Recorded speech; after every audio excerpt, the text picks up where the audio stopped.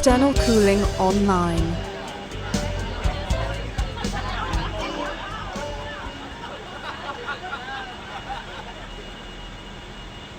Quiet back there.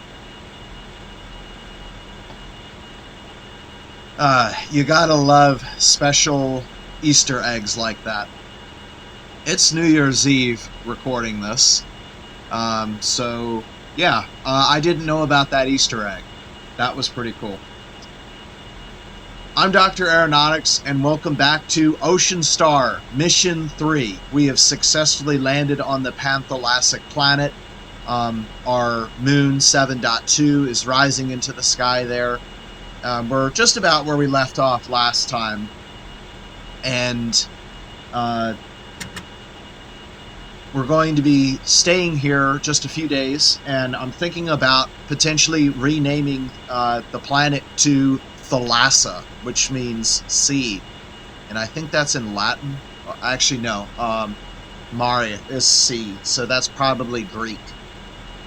So let me know, guys. Do you think that we should name this planet Thalassa? Let me know down in the comments below what you think. If it's a good one, I might just go with it. Anyway, I wanted to give everybody an update here. So now, having landed, I have officially coded the base, Ocean Base 1 or OB1, into Orbiter. And that is loaded on all of the systems now, so we can effectively target this base anytime we want to fly.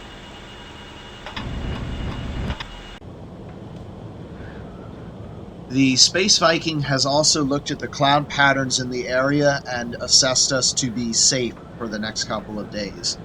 It turns out that the way the cloud patterns work on Eta Crucis 7 is very similar to how they work on planet Earth, and that it's a 3-cell system. You have a Hadley cell, a Ferrel cell, and a polar cell. And so as a result, most of the storms tend to be concentrated along the equator and 60 degrees north. And we're at about 27 degrees north. So we're in a relatively safe area of high pressure, and we'll probably be safe for the next couple days because there's no land masses to force any tropical storms or cyclones that form to leave the equatorial area. So I think we're good for the next couple days. So we're going to need to spend about 2 nights until the planar alignment opportunity happens. We'll be able to watch a sunset and a sunrise. That's pretty nice. So it's going to be about 28 hours. So we're going to be awake during one of the days and sleeping during the other day, because it's a 16-hour day here. And then we'll just use the aligned plane MFD in order to determine our departure window. So that's that one, and then we're just going to target the Space Viking. And when our relative inclination drops closest to 0, that's the time we take off. We want to maximize the chance that we're going to be able to get orbit and without running out of fuel. And that reminds me, the 2 days will also give us an opportunity to electrolyze enough water to produce enough fuel and scram. Well, the scram is actually already full. Enough fuel and oxygen to top our tanks off before we take off, because we just landed a couple hours, well, really a couple minutes ago. Okay, and being here a little bit longer has also allowed us to produce some extra science here. So, as you can see, I did a radius simulation using a pure silicate mantle and core, so combined mantle and core. And even with this configuration, you'll notice that we still cannot produce a radius as high as that of Eta Crucis 7. It's like 7,028 kilometers or something like that. And so what this means is that no matter what the composition is of the mantle and core, it is not possible to produce a solvable radius simulation with a shallow ocean. So what that means is this image is actually more realistic of reality. This means that we have a deep ocean in percent of planet mass. In this case, which is using an Earth-like core, the prediction for the water and ice mass is 3% of the entire mass of the planet. That corresponds to a layer 275 kilometers deep. Oceans convect, though, so with an average temperature of about 4 degrees centigrade, which is the most convectible temperature, the water freezes due to pressure at about 1 gigapascal. Since water is a non-compressible fluid, that means we can actually calculate the freeze-out point depth. With 0.93 g of gravity, that comes out to 107.5 kilometers, 66 miles, or 352,000 feet, 10 times the Challenger deep. That is the depth of our ocean.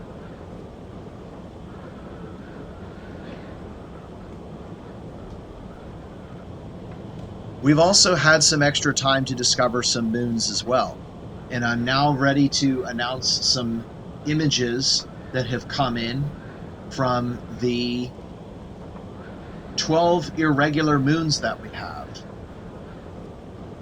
With the 12 irregular moons, plus the 2 large moons and the 4 shepherds, that brings the total moon count for Eta Crucis 7 to 18. So here are some distant images of the moons Eta Crucis 7.5, 7.6, and 7.7.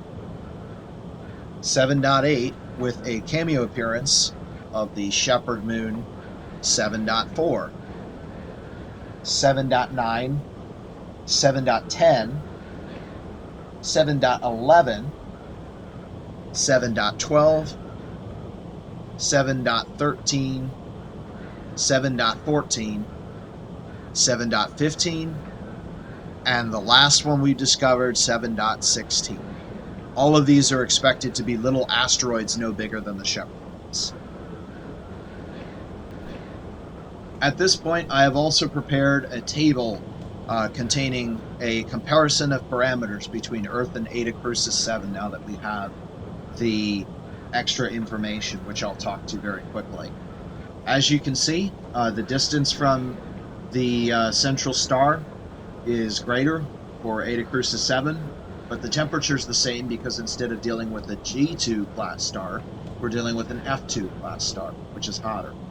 You'll notice that the eccentricity is also insanely high for Eta Crucis 7 at 0.14, which means that this actually impacts the seasons. The other thing that I will mention too is that the orbiting velocity is about the same, which means that to go to a different planet, the delta V that's going to be required to get there once out of the planetary systems and going interstellar will actually be comparable with our own sun. The year is about twice as long at 682 days. The day is only 16 hours long. The axial tilt is insanely high, 56.66, but this is known.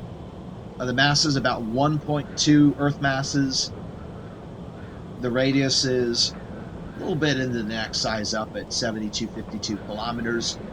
The gravity is lower because of the ocean actually lowering the overall density of the planet to about 4.5 grams per cubic centimeter.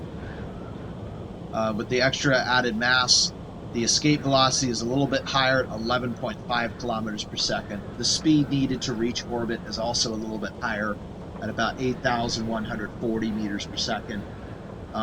The average air temperature is a little bit lower than on Earth, and the effective temperature is a little bit higher, and it's actually colder here because of the thinner atmosphere, which is 0.46 bar, as you can see below. The density, due to being hydrocarbons, is actually increased So even though we're dealing with less than half an atmospheric worth of pressure, we actually have 2/3 of the density at 0.81 kilograms per cubic meter. The scale height is also much lower because of that, at 5,900 meters compared to 8,400 for the Earth. That means the atmosphere is compressed. There's less distance you have to go up to reach space. The atmosphere is composed of CO2, which is carbon dioxide, water, C2H2, which is some sort of hydrocarbon, C2H4, which is another type of hydrocarbon. I think it's like ethane and methane or something like that. Anyway, that's what the scramjet is going to use during our ascent.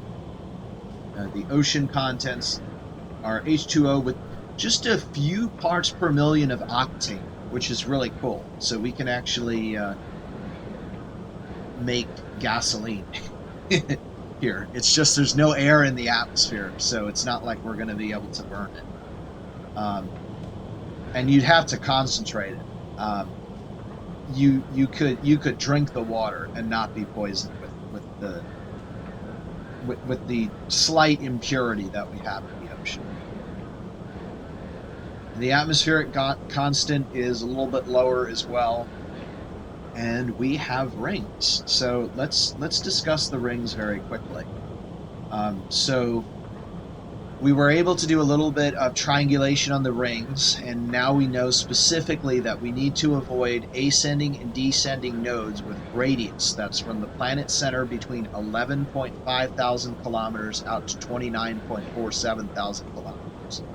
That is the avoidance zone for the rings. If we come into that sort of area, we might have to be concerned about striking particles in the rings, which we would like to avoid. I have another exciting announcement, and that is we have a 200x telescope on board the Space Viking, and we pointed it at Eta Crucis 8, and this is what we saw. So it's kind of a brownish a surface appearance with a little bit of white. It kind of looks a lot like Mars, honestly. And you might be able to tell, but I'm going to label them here. I've identified what appears to be 4 moons, and one of them looks pretty big. It's a lot brighter than all the others. So, yeah, pretty exciting. That's Eta Crucis 8 will be our first interplanetary destination.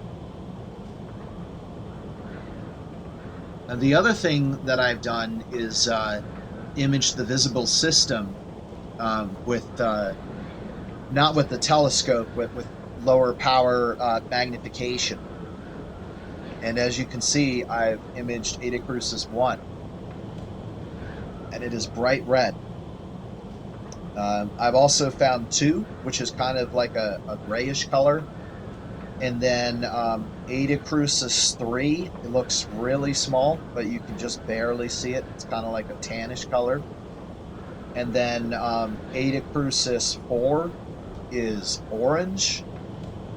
And Eta Crucis 5 is kind of a hot white. And then there's Eta Crucis 6, which looks gray, but the scanner actually picked up a potential moon. As you can see there. So we're looking at a potential moon being at Eta Crucis 6, which is pretty cool. That's another planet that we're going to be visiting shortly. That is likely going to be our Venus in this system. And lastly, to cap it all off, I'm going to show you a picture of Earth's sun at magnitude 6.47. If you had 20/20 vision or better, you would be able to see this.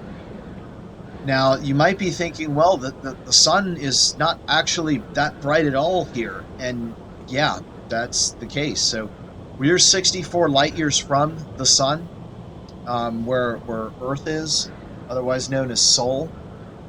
And our sun is a G-class star, which isn't really all that bright. I am actually pleasantly surprised to see that the sun shines as a visible star in the sky, even 64 light years away. So I'm perfectly satisfied with that. But if you went much further than our location here, the Earth's sun would completely disappear from the sky. So that's cool. We're seeing our sun in the sky of another world.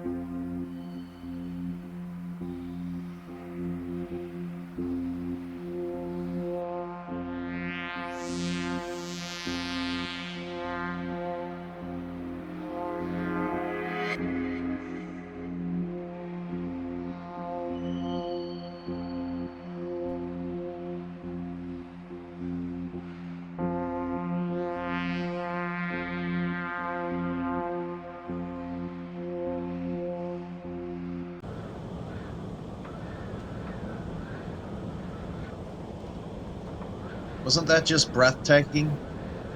The great thing about the F-star is it actually blue shifts the sunset, which is why you get that magenta and purple afterglow after the sunset. It's so nice. The cool thing with sunrise, too, is you could actually see Eta Crucis 1 and Eta Crucis 2, which were quite illuminescent, coming up over the horizon in a prelude to the sunrise. That was really nice. anyhow, it is probably about 10 minutes until we're ready to go. If I bring up the planar alignment here and load it back in for the space Viking, you can see we're down to about 14.2 degrees. And so what's going to happen is when we get down to our minimum inclination, we should be crossing in between the nodes. And that should be happening very shortly. Might be a little bit longer than that. Let's see, at 22.5 degrees per hour, maybe it's closer to 30 to 40 minutes. But the point is, it's now time for us to fuel up, because we've now given us enough time to electrolyze all the fuel that we need to.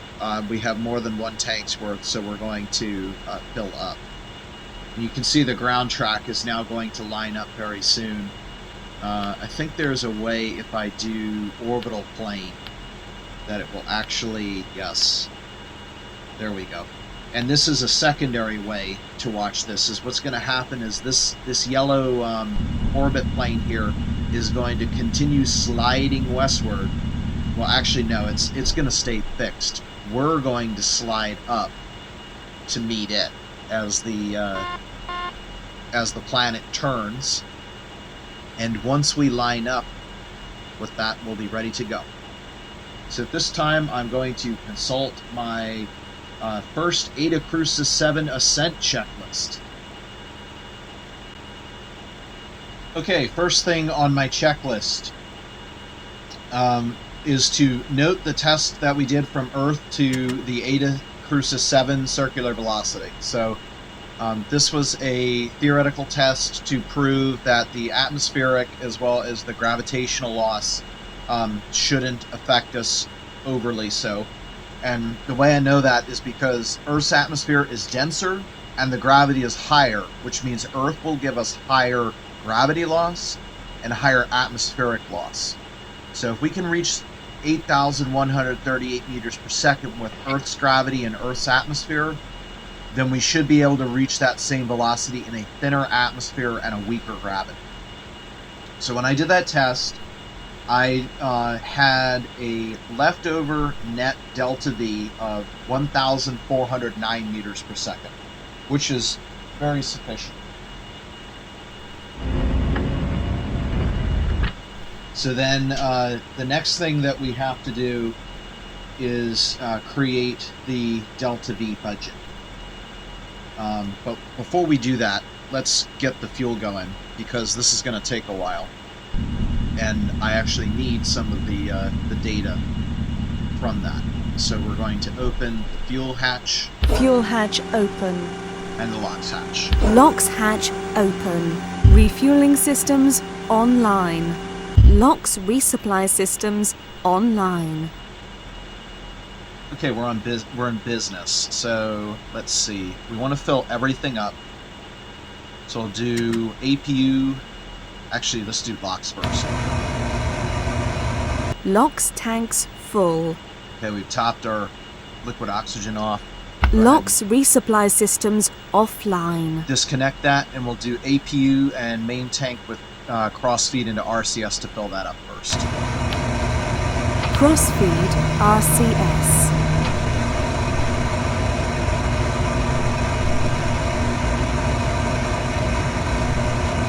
RCS fuel tanks full. APU fuel tanks full.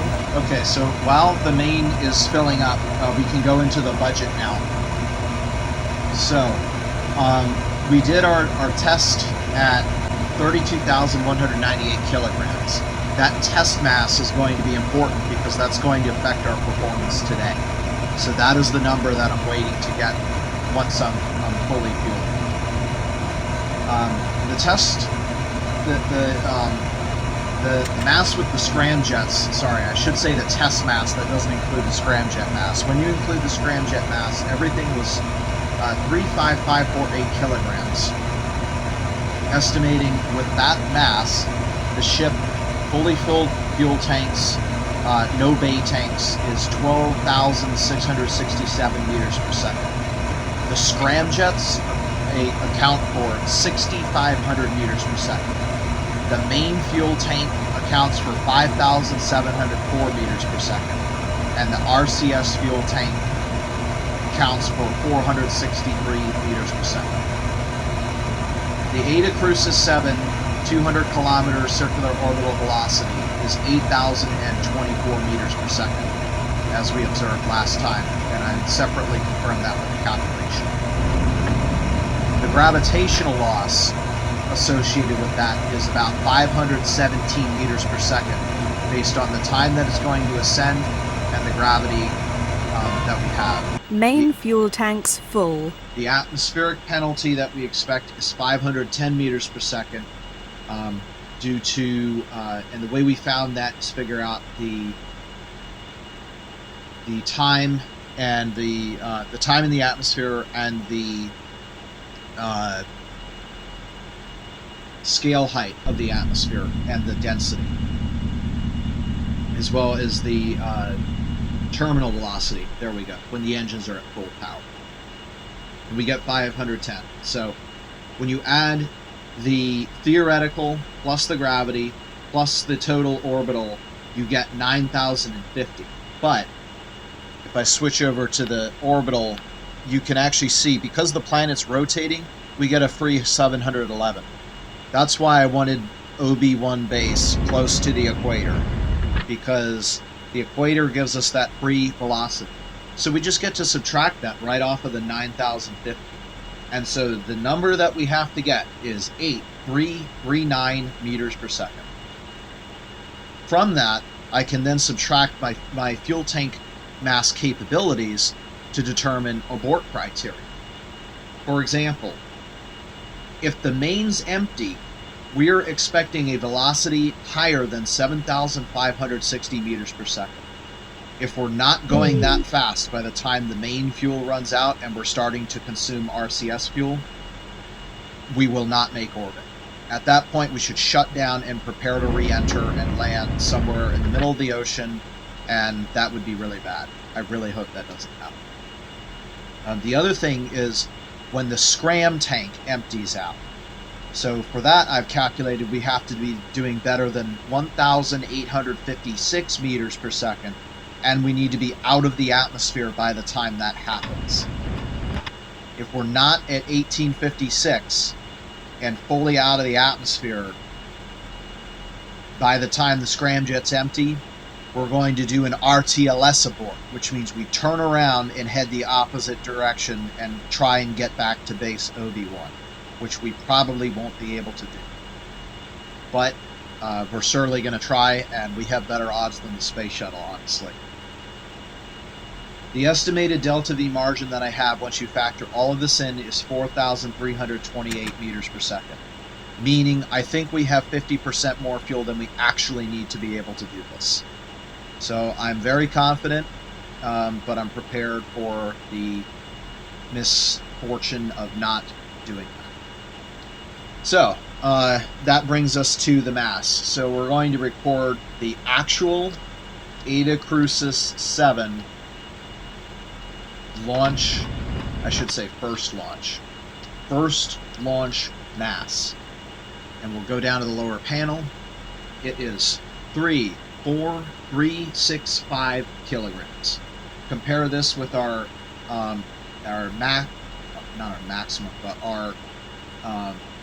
provisioned weight in the test of 35548. Means we're actually 1,000 kilograms lighter than the test weight.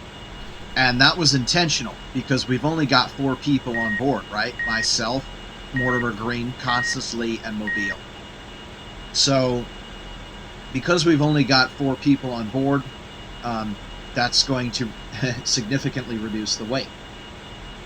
So being 1,000 kilograms lighter, that will further add on more fudge factor as a last-ditch attempt for us to make this orbit.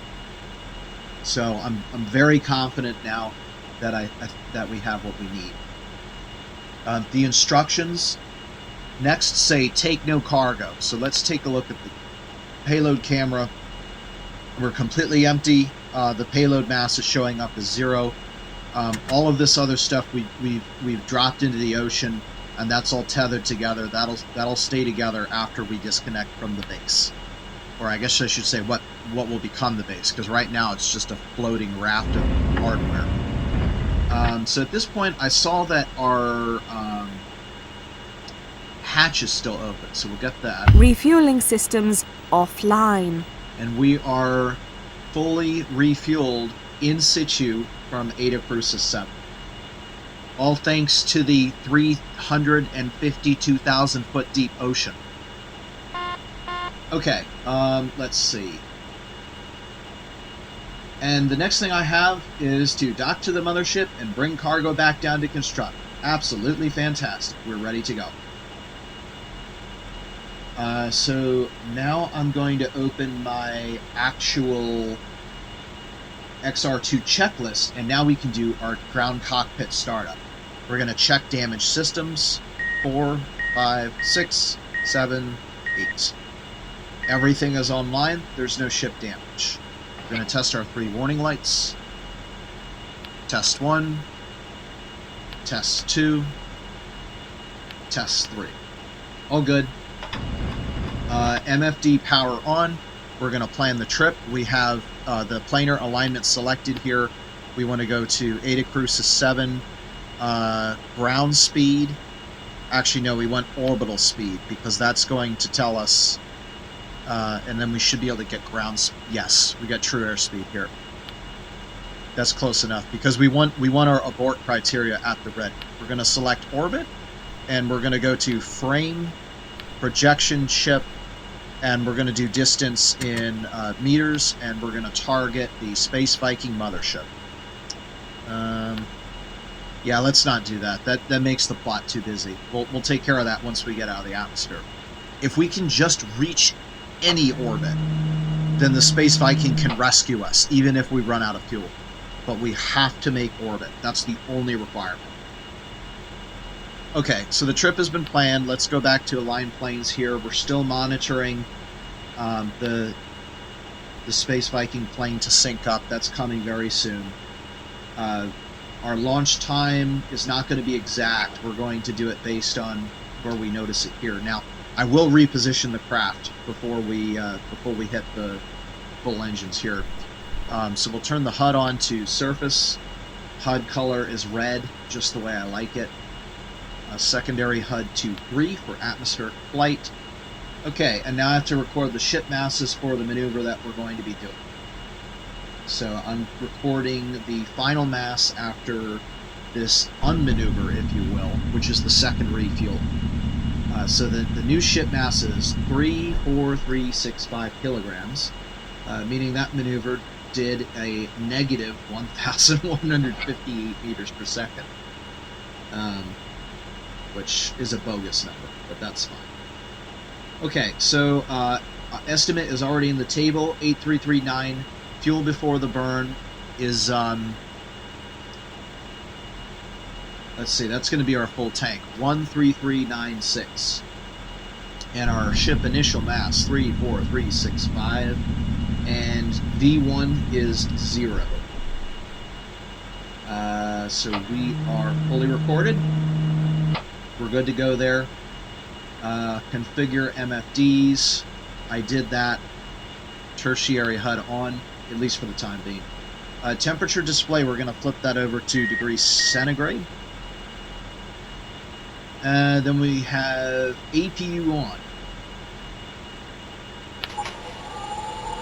And just confirm everybody's on board. 1, 2, 3, 4. Everybody's accounted for. Okay, we're going to close the cargo bay door now.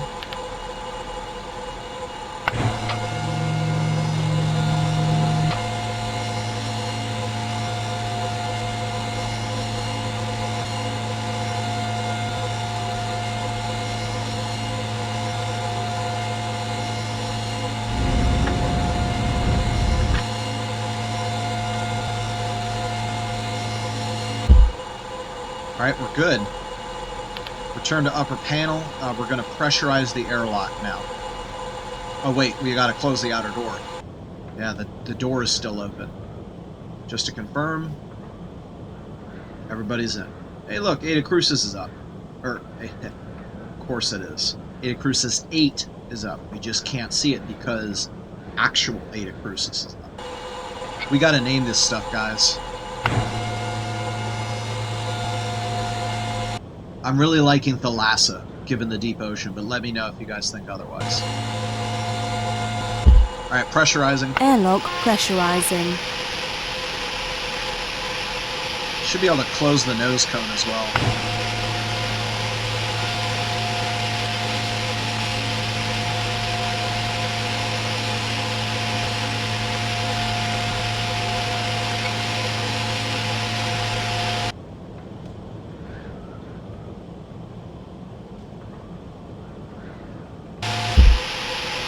Airlock pressure 14.7 psi. Alright, fully pressurized, and nose cone is confirmed closed. We're good. Closed cabin hatch, that's closed as well. Check fuel. Everybody's full. We need RCS. That's full. Scram fuel and main fuel. All full, so we're good. Let's see, set fuel. We want as much fuel as we can fit on board. We're going to turn our... not really needed, actually. Nobody else is here. Alright, air flight control surfaces, we'll turn to Pitch on. RCS we're going to leave off. And then we need to turn external cooling off. We're all closed up here. Alright, external cooling offline. Do I want to do that? I think I want to wait until we get closer to liftoff. Alright. Pitch off. Let's turn that off. Alright, so let's see. Maybe wait until relative inclination starts to get closer, and then we'll come back for that. Okay. You can see we're really, really close now. It didn't take much longer, and the cool thing is the Space Viking's actually coming up, so we might actually sync up. But anyway, I think we're good enough where we are, so we're going to turn the APU back on again. And I don't care how much fuel I burn, because the more APU I burn, the lighter the ship becomes. And if at some point I feel like we're getting close, I will dump APU.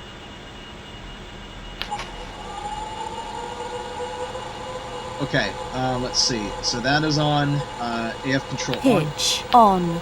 External cooling off, and look for life support activation. Using onboard O2. Okay, we are cut loose from the OB1 hardware. Warning, re-entry check failed. That's expected, landing gear down. So the next thing we got to do is open up the hover doors.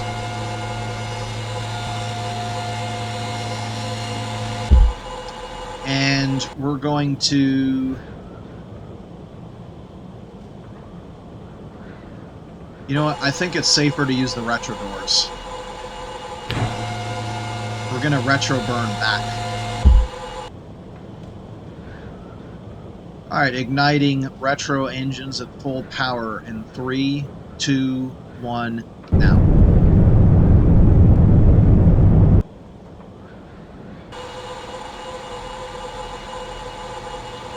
And that's it. We're good. Close them up.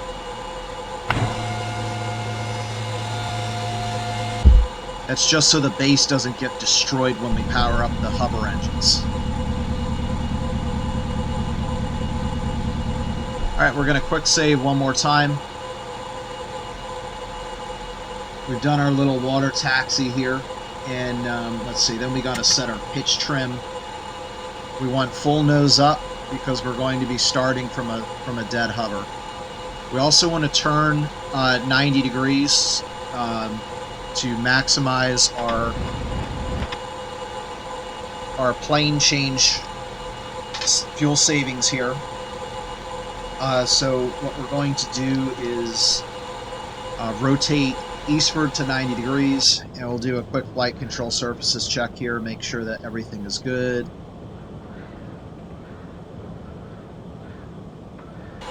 Alright, we're good to go. And now I think we're up to the Ascent checklist.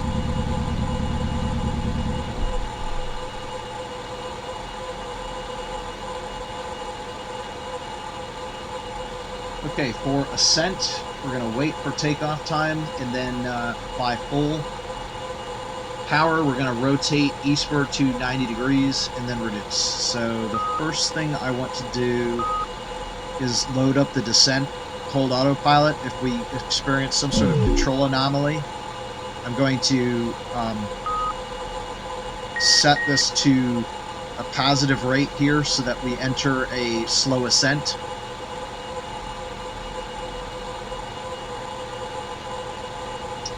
And other than that, we are good to go. So we're just waiting a few more seconds for this relative inclination to bottom out. And once it bottoms out, we're going. In the meantime, we should be able to turn AF control off and kill the APU temporarily. The other thing I will do at this point is turn on rotation. Rotation. Okay, at this point, you can now see the crossover point. So I've zoomed all the way in, and you can see the gold line here is very slowly moving. And we want the northernmost part of that line to line up with us, and that gives us the minimum fuel necessary. And as you can see, we're here, and it's here, and this is the most zoomed in that we can get. So at this point, we will launch. We're now within the window. We have 0.65 degrees relative inclination. APU on. AF control pitch on. And really quick takeoff briefing. I'm going to apply power. Once I get a positive rate, I'm going to put the gear up. I'm going to turn to east. I'm going to apply full engine power. Reduce the hover thrust. When I reach 0, I'm going to put the hover doors, or close the hover doors. And then we're going to ascend to Mach 2 and 66,000 feet, where we will activate the scramjets. Okay, counting down. T-minus 10, 9, 8, 7, 6, 5, 4, 3, 2, 1. Now, ascending Eta Crucis 7. Lift off. Positive brake, gear up. Gear up. Turning eastward to 90 degrees. Gear applying up full and power. locked.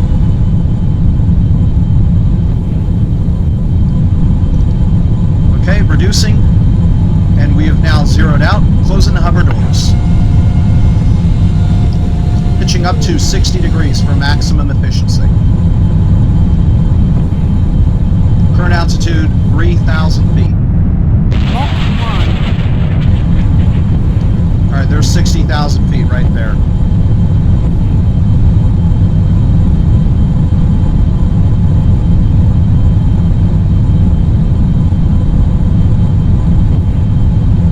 Okay, we're at 20,000 feet.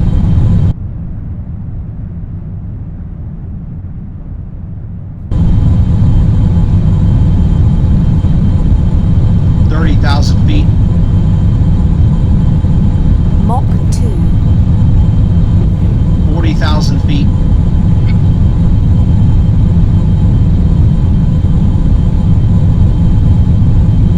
50,000 feet. Okay, opening the scram doors. And we're leveling, not quite yet. Mach 3.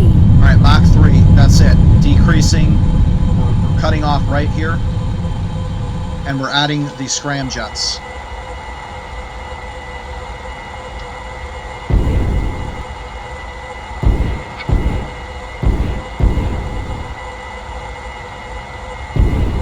Mach 3.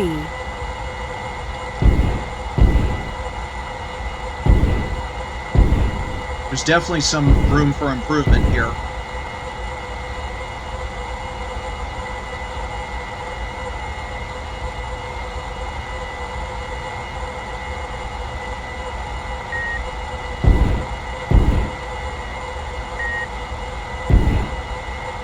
Alright, we're going to need more main fuel here. Mach 3.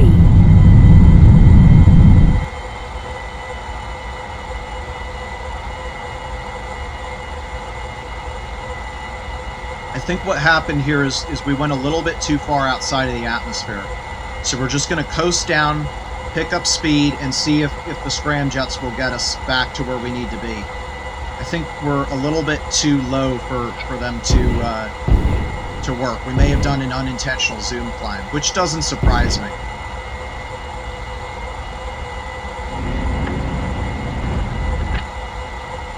We'll keep that in mind in the future, because I way overshot my target altitude.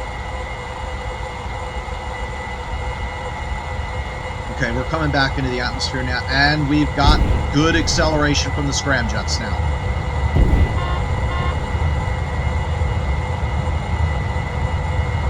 Alright, we're good at 55,000 feet.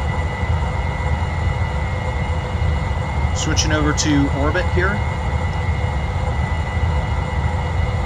And we want a very slow ascent. We're done with this. We can now monitor the temperatures. Mach 4. Alright, we are accelerating on scramjets. They are working.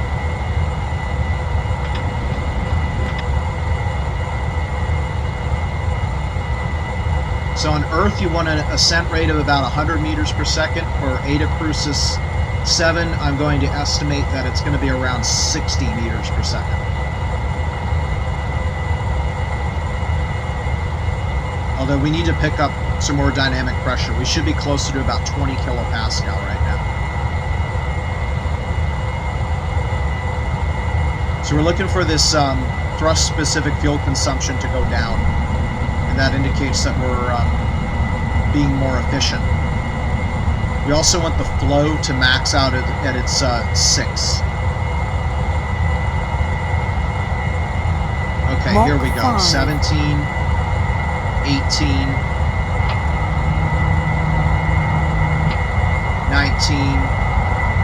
20, okay. Alright, that's it. Full scram power Mach 6. achieved.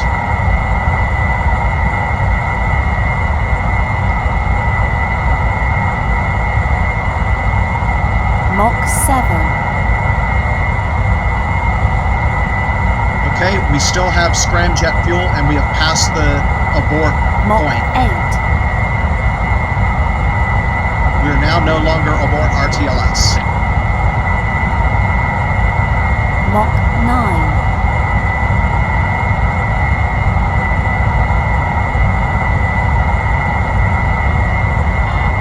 Mach 10.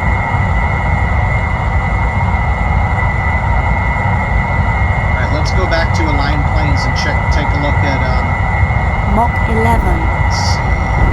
Oh, that's making it worse. Let's go this way then.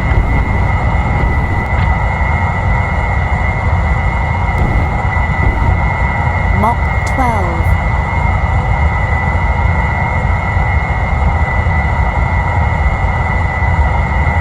Okay, Ascent is developing very nicely. Mach 13.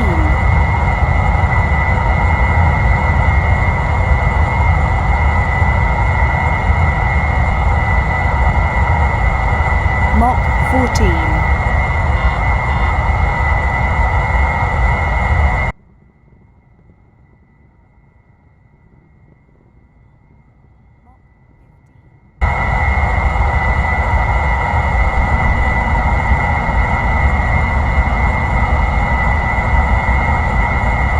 Mach 16.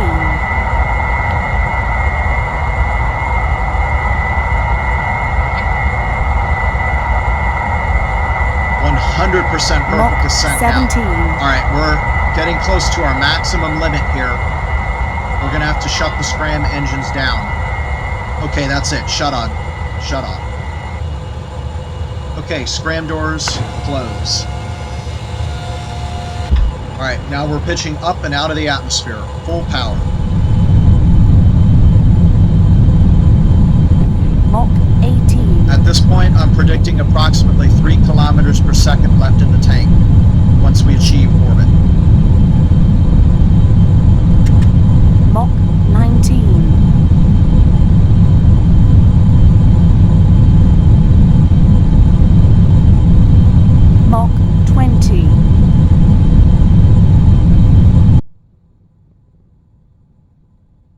Mach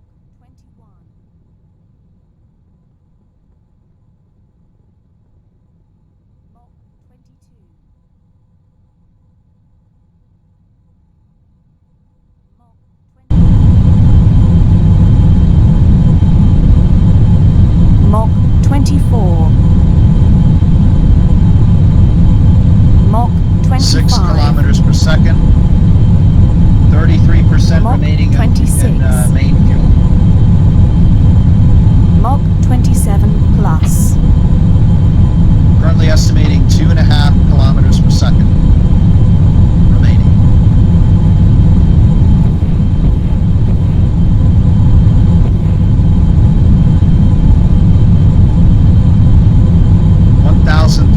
Meters per second to go.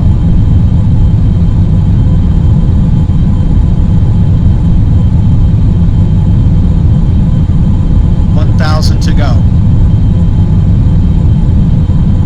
900. 800. 700. Oh. Shoot, we overburned. Oh. Of course, I'm looking at true airspeed, not orbital speed. Main engine cutoff, we did it. We're in orbit. And more so than necessary, I should say. So that was 70...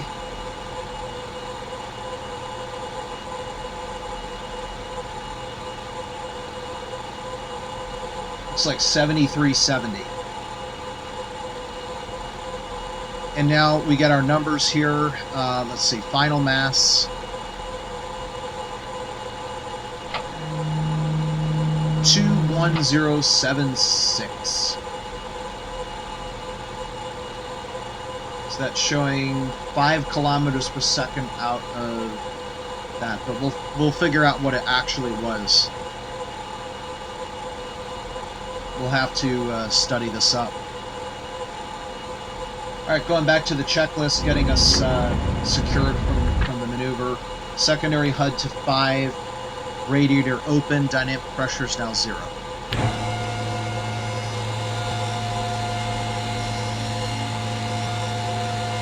And before I got a copyright strike, turn that off.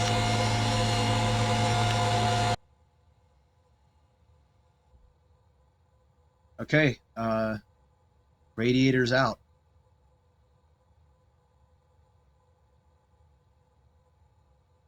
And that's it. Mission accomplished. So we've made it. We're now able to be rescued by the Space Viking, but I think we got enough fuel to make it all the way.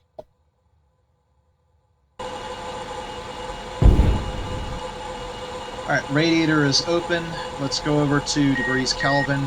We're really coming out of the atmosphere now. Coolant temperature is falling. We're going to center the elevator trim up. That's already done. AF control off. Pitch off. Check RCS rotation. HUD orbit. HUD color to green. Activating prograde autopilot.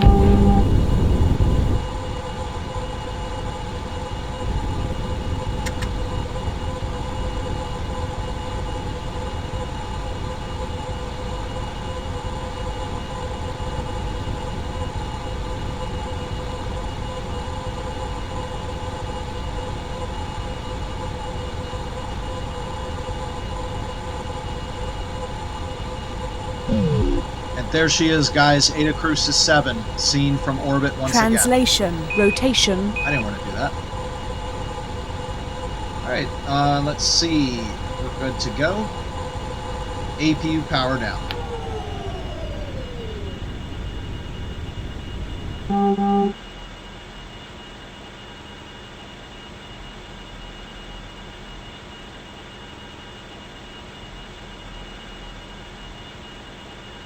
Okay, so let's see. We've only got 0.35 degrees of relative inclination, which means it's going to take hardly anything at this point to adjust our orbit. That was nearly perfect, aside from the porpoising that was going on at the beginning, but give me a break, right? That's the first time I've ever flown in that atmosphere.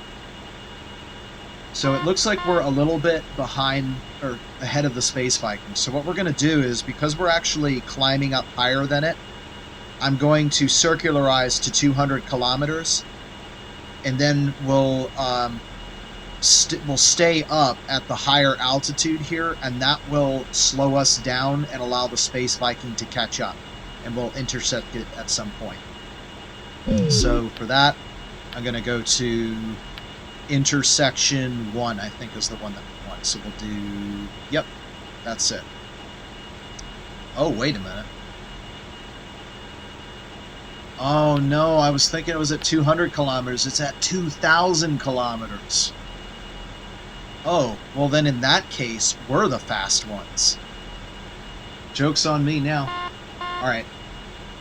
I'm gonna calculate how much fuel the Ascent actually took, and then we'll circularize. Alright guys, so I don't have very good estimate on what the ISP of my scramjets are. I think they're somewhere around the vicinity of 6,500. But anyway, good news. I calculated that we expended 3,415 kilograms of scram fuel and 4,625 kilograms of main fuel, which means the total delta V expended that I had calculated was 8,040, and we had predicted somewhere in the vicinity of 8,338. So it seems like I had been overestimating the amount of delta V that would be expended on this Ascent. So that's really good news in the future if we want to bring cargo up. There's plenty of fuel to go up and down from this planet. We'll, in the future, take the results here and try to apply them across the entire Eta Crucis system to determine if it is possible to do that on all the planets. Alright, we're about a minute from apoapsis. It's going to be about a 10-second burn. I'm estimating 194 meters per second expended. Now, it's possible, depending on our orbital phasing, we may need to dump some scram fuel here in order to make the Space Viking. But we'll see.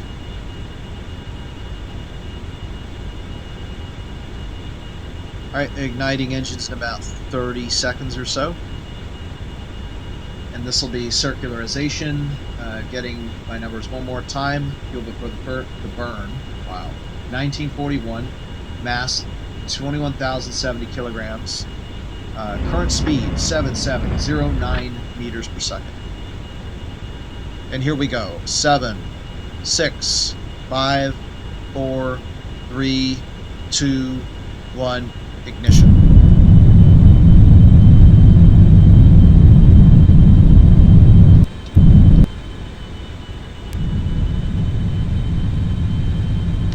And that's it. 7911, new speed. New final mass 20672. That shows us as expending 202 meters per second. We'll go ahead and save, and now I got to figure out how we're going to get to the Space Viking. So we go to, can't remember if transfer supports ships. It does. Okay. So I think what I need to do is a hypothetical transfer orbit, increase delta V until we have an intersection. Bingo.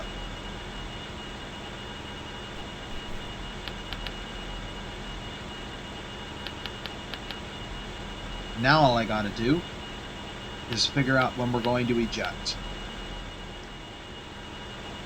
Alright, so I figured out what we're going to do.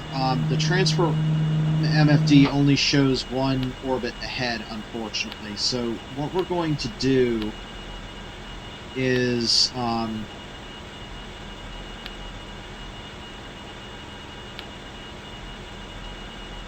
eject at the gray line here, and it looks like it's going to take about 363 meters per second. So I'll write that down for the next burn. But basically, what I'm going to do is I'm going to raise my apoapsis to then intersect, and then we should be able to use the transfer MFD here to figure that out.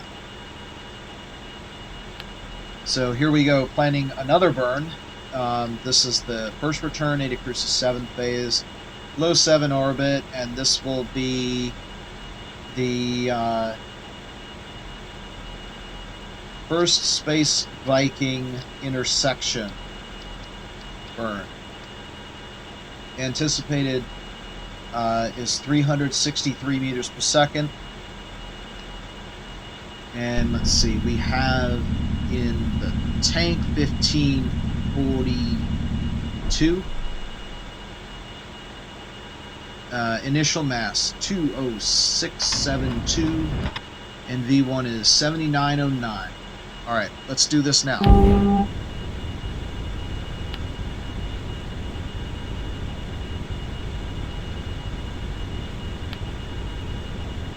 And just so I can preview it here.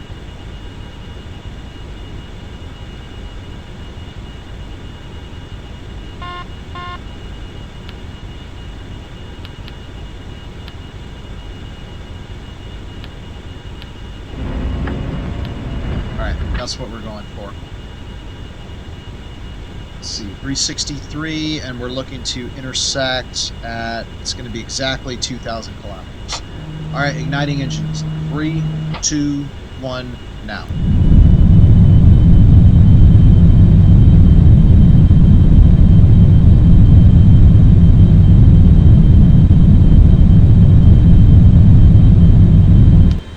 That's it, 2,000. Canceling autopilot, and V2 is now 8272. Final mass 19976. That says we use exactly 363 meters per second. So that was a perfect burn. Go ahead and turn all of this stuff off now, and we should be able to get it now on sync orbit. Ah, yes, there it is. So now what we're going to do is we're going to cruise up to our intersection here and see which one is better. Looks like intersection 1.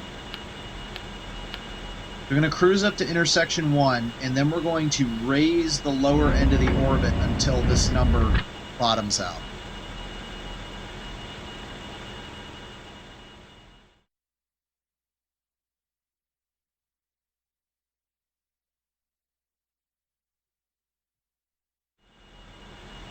Alright, we're going to turn eastbound, otherwise known as prograde. Oh, wow. Looks like some sort of warm front down there. You can see a lot from up here at 2,000 kilometers. Alright, so we're running pretty low on fuel, so I'm going to increase this transit list length to 12. Give us the best opportunity we can to sync up here. And all we're going to do is just raise the periapsis here in about 30 seconds. So I'm going to call this Space Viking Sync 1. This is now medium 7 orbit. Still the same phase. I don't know what the anticipated delta V is going to be, but I'm going to record the numbers anyway. So we have 846 in the tank, 19974 kilograms. Mass and 6843 is V1. Translation. I'm going to try to do this with translation. Because if I do, then we don't need to count it. Alright, and 6, 4, 3, 2, and that's it. Just 4 orbits. Well, really 5. Nice. Okay. So that was very minimal. All we got to do is just one more. So let's see. So I'm going to rename what I called Space Viking Sync 1. I'm going to call that burn Space Viking Encounter Burn.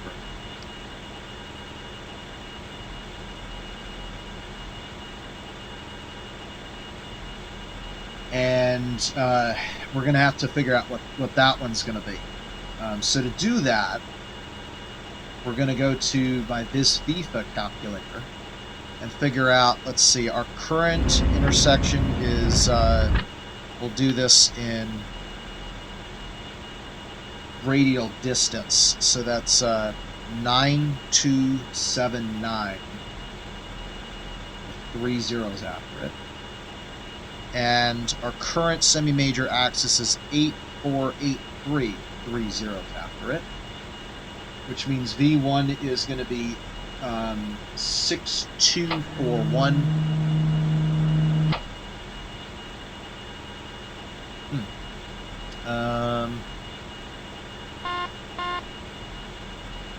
That's not what I'm getting. Oh, shoot, this still says Earth.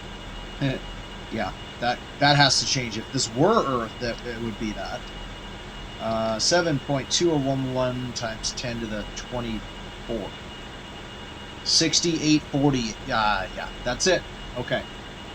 So our current speed, basically, and that's the way I knew that I was wrong to start. And then we want to change the semi-major axis to what the space Viking has right now. 9251 with 3 zeros after it. Means we need to get to 7184.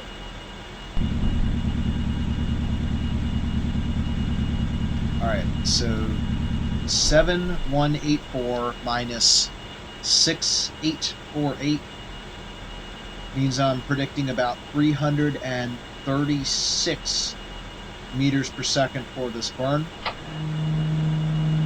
And if I go to my fuel budgeter, a delta V of 336, ship initial mass 19970,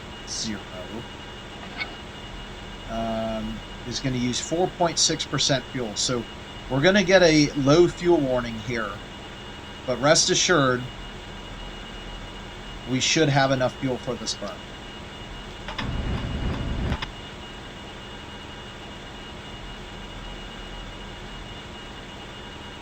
Boy, oh boy, is Eta Crucis 8 going to be a scary, very, very scary maneuver. Alright, so since I missed it this time, we're going to swing all the way around to this node, and we'll do a little bit of an ink adjust using our translation. But for now, we're on rotation. Rotation.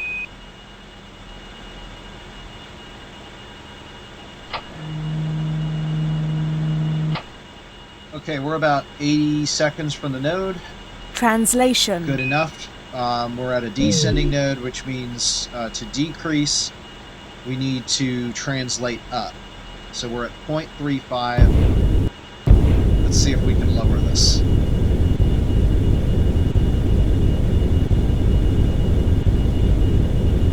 It's going to be just on the edge of what we can do in translation. It's going to be a long one.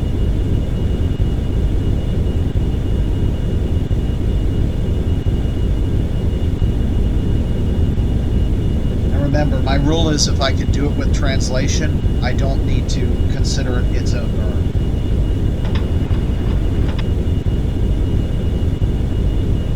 And we're 1/3 of the way through this. Almost now.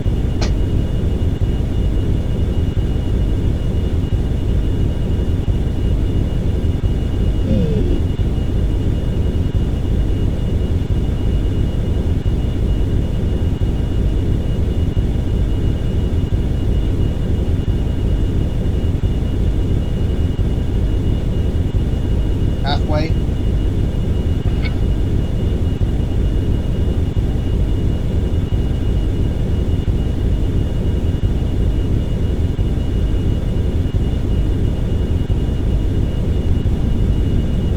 Two-thirds.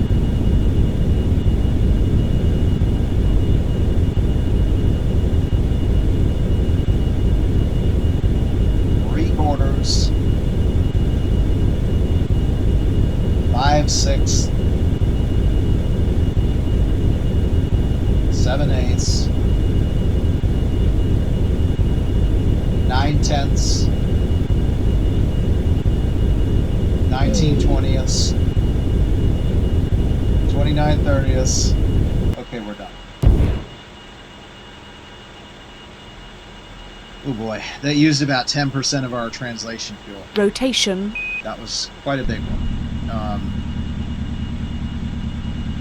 I can't say whether or not it would have been better to do that on the main engines. That's about the longest that I'll ever tolerate on translation. So let's take a look at our sync orbit here. We're 6 seconds off. We are not at a good place to adjust that. So we will come back here and adjust that, get that back down.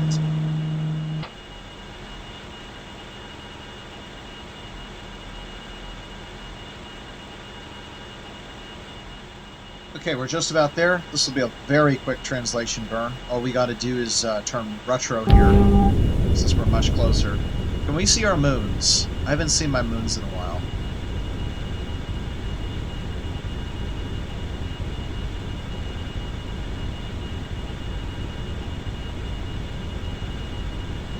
All right, Translation. we'll go into translation. We're facing retrograde. We are going to get there faster, which means we need to expand our orbit, which means we need to accelerate, which means we need to translate backwards, which is going to mean press 9.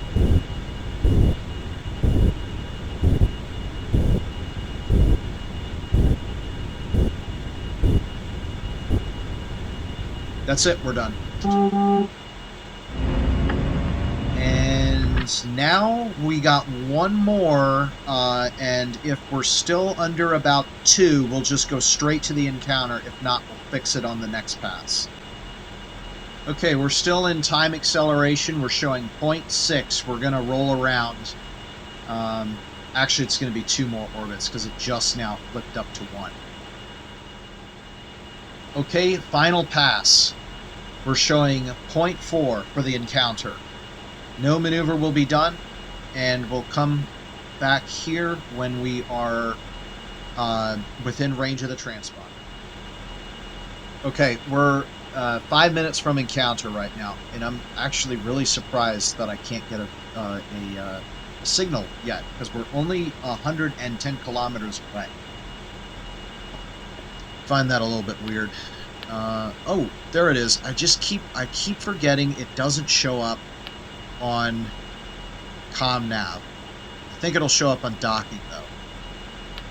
There we go. Okay, we're good. Alright, so at this point, Rotation. we're going to turn away from the Space Viking here. And as expected, this is going to be 336 meters per second, and we're showing close to that in velocity. Fuel before the burn is going to be 846. Initial mass is going to be 19882. And initial speed, I guess I really should be using, yeah, V1 I should be using, it's like 383 or something like that. I'm expecting that to get lower at some point. We are expecting a fuel warning here, and now we also need to figure out how long it's going to take us to slow down, right? So we have, it doesn't seem to be going down, so I guess it's 383. So if it's 383, the maximum acceleration we can do right now is, wow, 34 meters per second squared. We're yanking 3.5 Gs when we light up the engines full. That's going to be 11 seconds. So to leave some extra room, we'll say 13 seconds. When this ship to radius gets to 13 seconds, that's when we light the engines.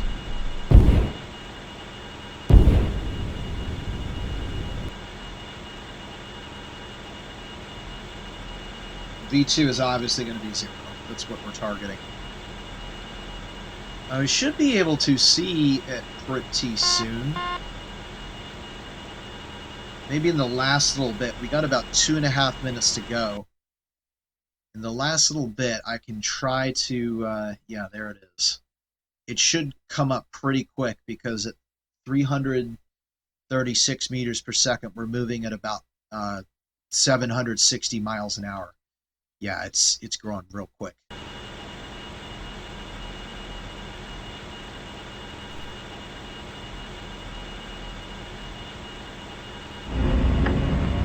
And then just for safety, 1/2 AT squared, right? 1/2 times 34 times, what did I say? 11 second burn, 13 seconds out squared,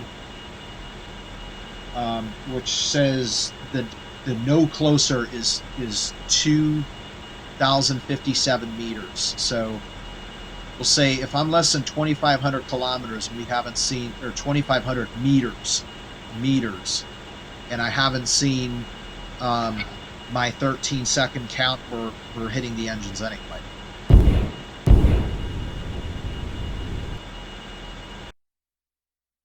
All right, there it is. I can see the broadside of the Space Viking here. It looks like we're going to be approaching from the left side.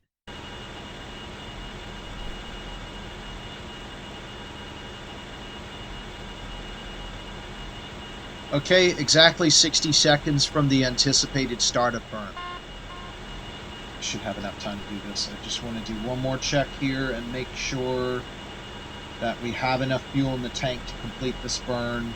Ship initial mass 19881,383 meters per second. It says 5.24, so we have just a percent able to do this. Alright, so I'm looking for 13 seconds.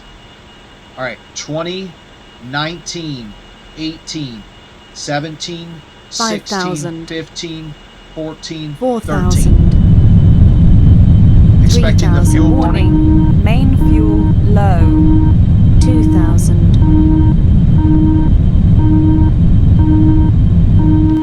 Alright, master alarm. System reset.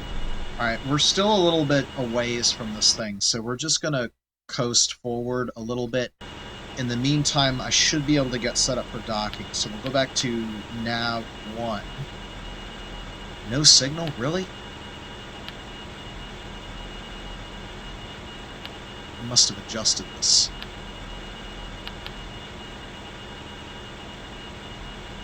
Alright. Vessel. Space Viking.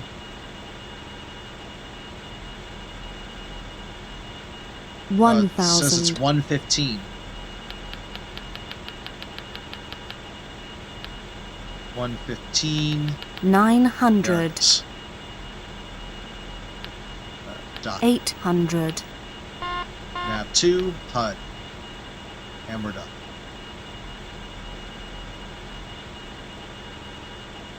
Alright, there it is. 700. Very nice. We should be really close to the null point. So once I see the velocity turn around, that's when I kill velocity entirely. And it's getting really close, slowing down, and almost. Alright, stopped.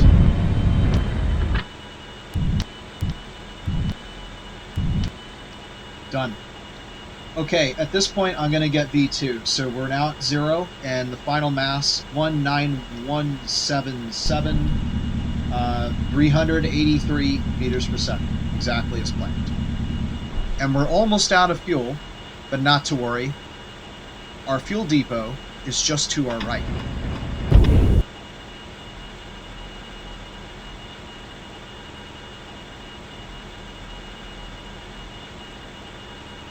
So at this point, we'll go to the docking checklist. Do I have a docking checklist? I don't think I do. Yeah, I need to fix that. I copied this checklist and didn't really update it from my Saturn flight, which is a big problem. And of course, we're approaching on the dark side, wouldn't you know it? Oh, that reminds me. Now would be a great time to turn these things on. And Translation. Save fuel, we're going to do this translation. Get up to about 8 meters. No, we'll do 4. I'm not doing more than 4.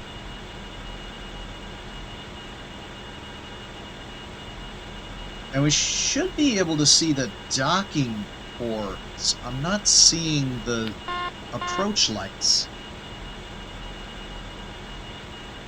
500. Okay, we're on a safe approach path. It is now time for the Space Viking to open up the bay doors. Oh, what a beautiful scene that is. I'd give anything to see this in real life.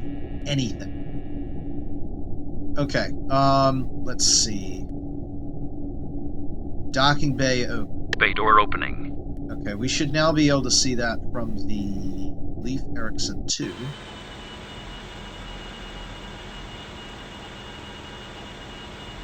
I think I would have been able to see it. The sunlight should glint off it at some point when it opens. Let's switch this back to... Oh! They're showing up for some reason now. I'm not sure why that 300. didn't do it earlier.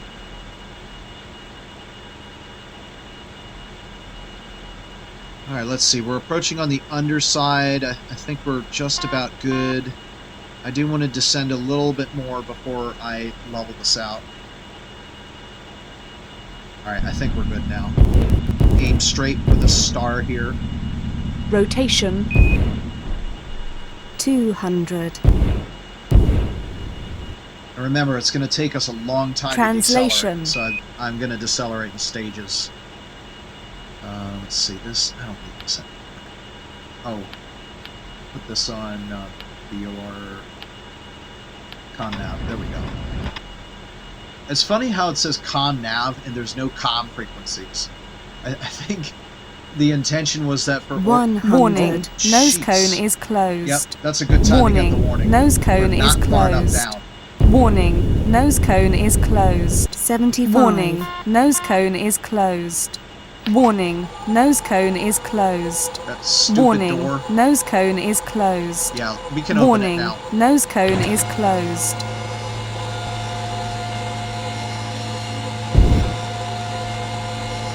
Boy, I hate that door. That's the second time it's done that. Rotation 50. Translation Alright, we'll come down to 1 meter per second now. Oh, that's a great shot. That, oh my gosh. That is money right there.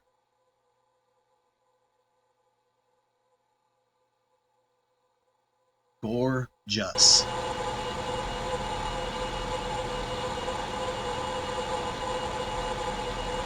Okay, and I see our translation cross is coming, so we're bringing velocity down, getting really close to nulling here.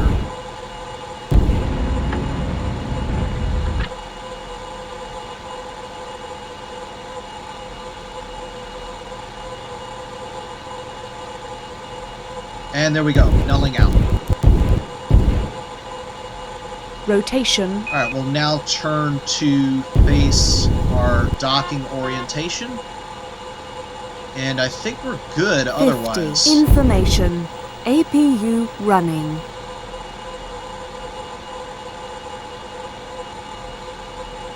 Oh, yeah, we should also tell this thing to stop rotating. Translation.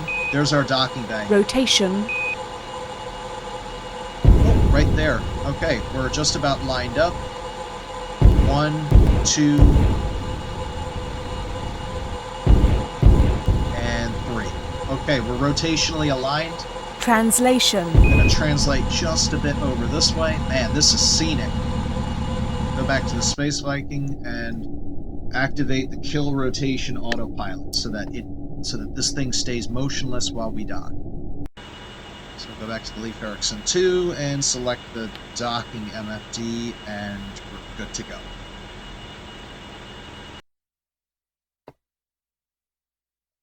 Need to get a little bit closer to the dock.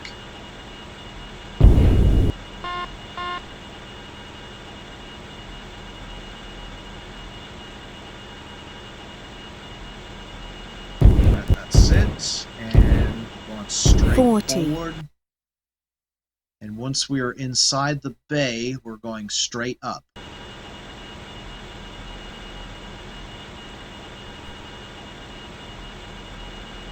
In real life, you would definitely need some sort of computer program to model these two vehicles, because there's way too many flimsy things here.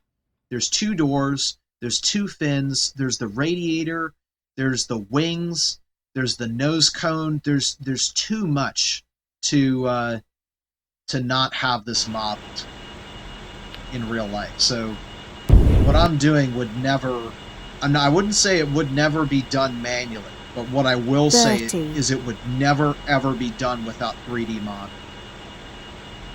Unless it were like an Evel Knievel kind of thing.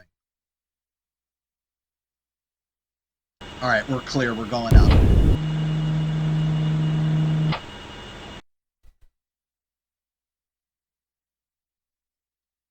And right there, so nulling forward velocity.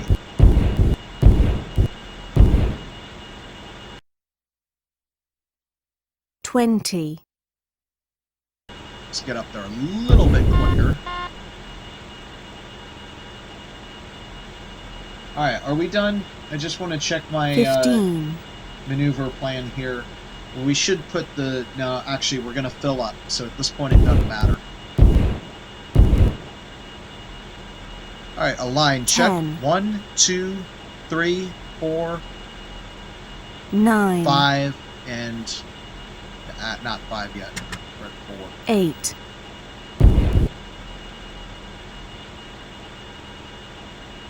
Yeah, like right now, how am I supposed to know 7. that my back end has cleared the back there? That's impossible. You gotta have some sort of modeling software for that. 6.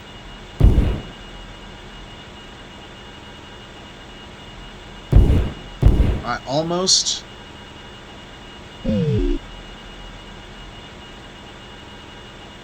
Okay, 5 aligned, and we're going forward again. And that's it. Final approach. 5.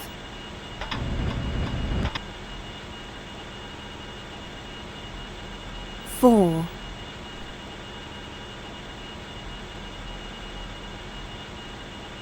3.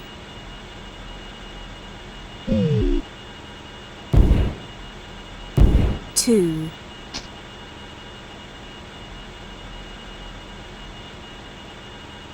1. Okay, here we go. Final velocity. Hands are off. Bullseye. Contact. Rotation off. We show capture and hard dock. Congratulations. Okay, and that, folks, is one successful Eta Crucis 7 Ascent. We're now able to refuel, and now we should be able to go anywhere in the Eta Crucis 7 system. But we're going to go back to the surface and improve the base. Alright, so we're going to start safing here. All control off. Doors closed. Radiator can stay open. Nose cones open. We'll turn the lights off. That took 11.5 hours. Not bad. Should be able to open the doors now. Using external O2. Okay, good. No longer reliant on our life support systems. And we will power down here. So, yeah, it took just about all the main fuel, but that's the way I intended it. And then the RCS fuel is kind of like our contingency fuel. I do think, like I said, there's some room for improvement. Maybe we can get another 5%. Information. APU fuel 90%. Alright, we're done. The one thing that I will say about this whole thing is we definitely don't want to be any higher than 2,000 kilometers for the mothership. Because if it's any higher, it would be out of reach entirely of the Leif Erikson 2, and we definitely don't want that. Alright, let's get back to the mothership here.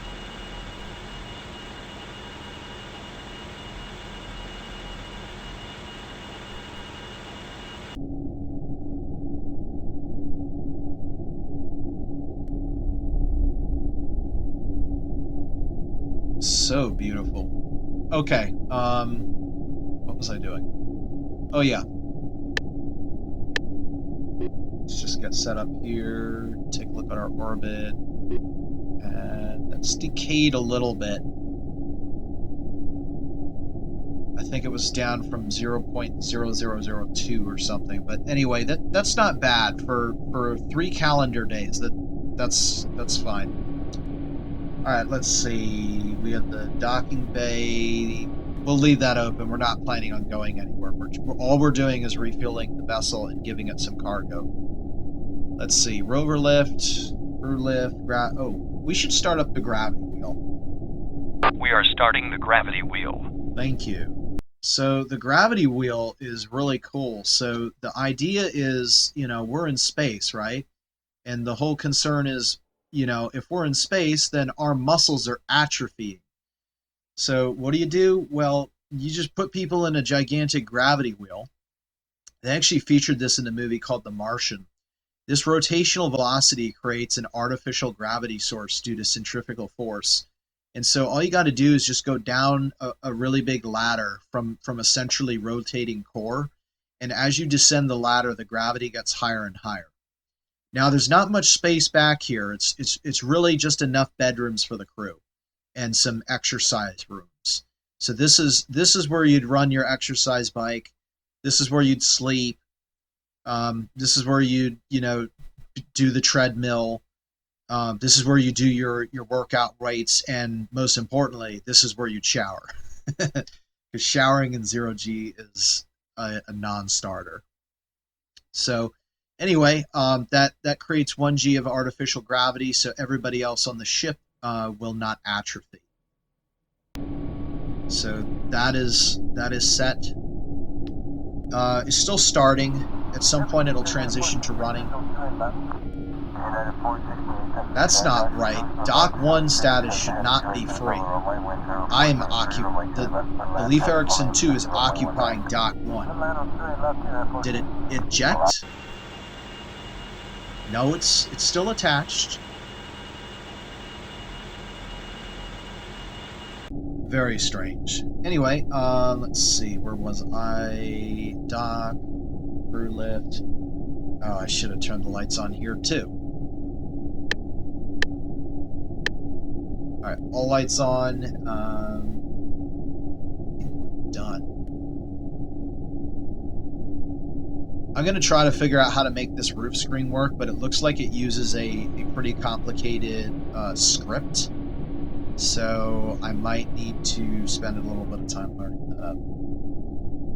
And I think radio should now be silent or out. All right, let's see. Crew should have 11 aboard. 1, 2, 3, 4, 5, 6, 7, 8, 9, 10. 11 on board. Cargo. We've got the zoo, we've got the food and water, and we've got the 3D construction printer.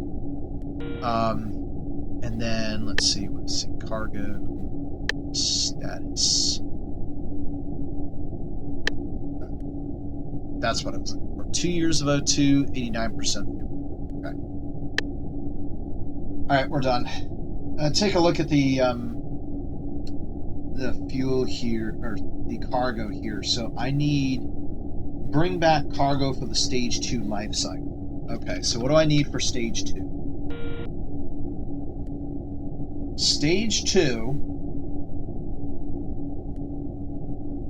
is going to require, okay, ocean water will be electrolyzed using electrolyzer, crust, yeah, hydrogen, oxygen. Okay, power source will be the ship's main reactor, then a solar farm. Okay, so that's a cargo. We're going to bring the solar farm down to, we actually have to construct one, and that's going to take some time.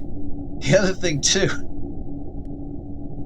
let's go down to it real quick.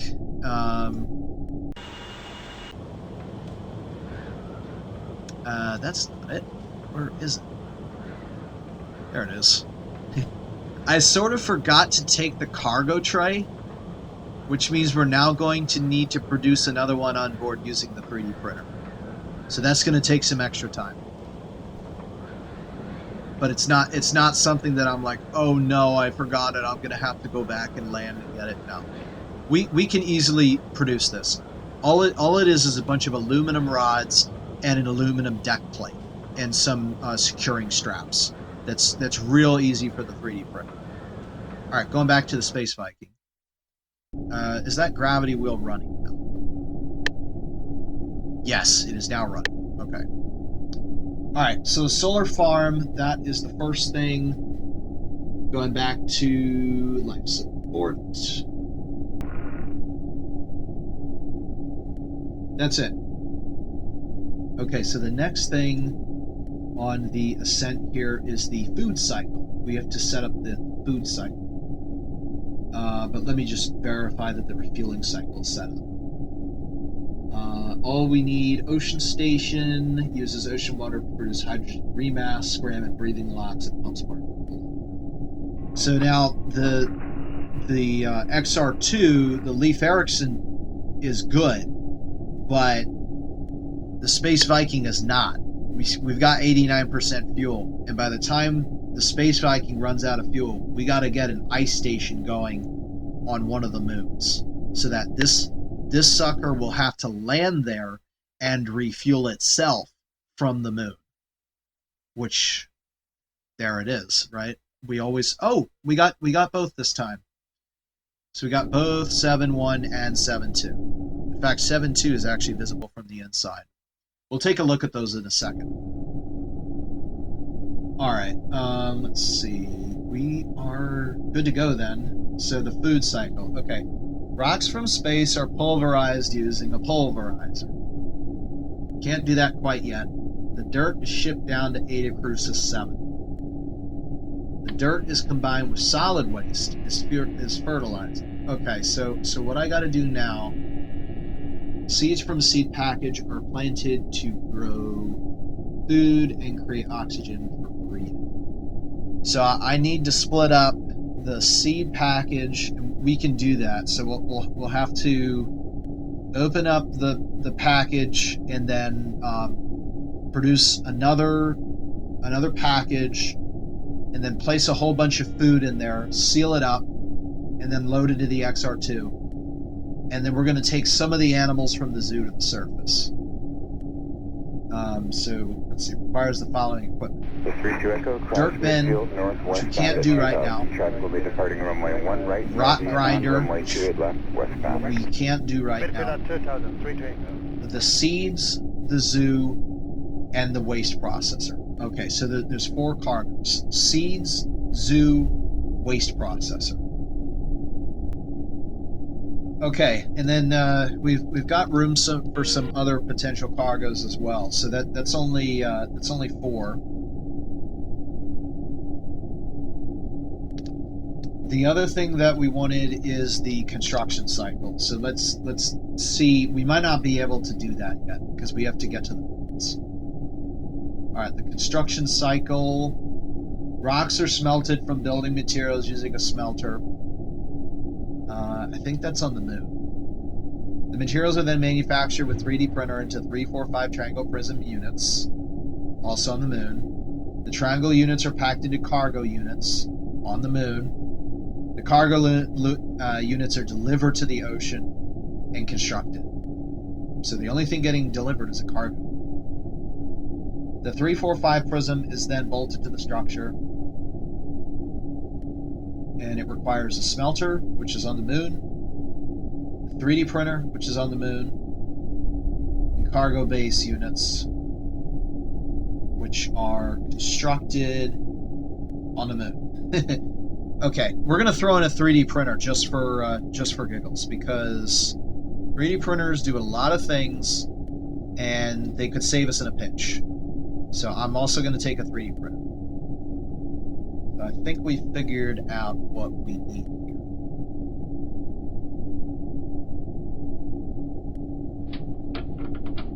Alright, construction cycle, 3D printer. Alright, so what do we need? We need to manufacture a cargo tray, and then we're going to take a solar farm, some seeds, some animals, a waste processor, and a 3D printer. That's 5 cargoes in the tray.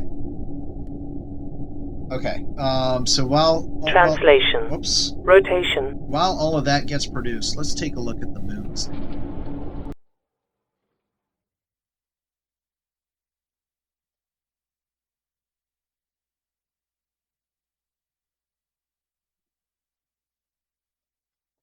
Alright, so here is 7.2, and It's not fully gold.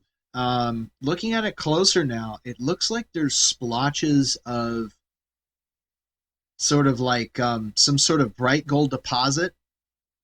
I'm not exactly sure what that material is, and we probably won't know until we land.